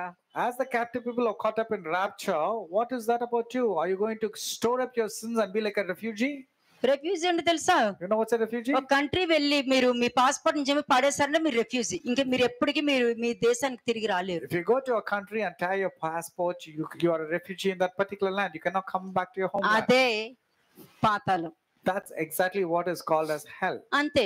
కాబట్టి దేవుడు దగ్గరికి వెళ్ళే వరకు కూడా నీ హృదయాన్ని, నీ నోరుని నువ్వు జాగ్రత్త పెట్టుకుని ఆయన ఏ విధంగా రక్తం చిందించారో దాన్ని కాపాడుకుంటూ వెళ్తావా, లేకపోతే క్రీస్తు చెందిన రక్తాన్ని వ్యర్థం చేసుకుంటూ వెళ్తావా అన్నది మీరు పరీక్షించుకోవాల్సిన It's సమయం. your responsibility to guard your heart and the words of your mouth and keep moving salvation, or are you going to store up your sins and forget these words and do things on your own? Shalom.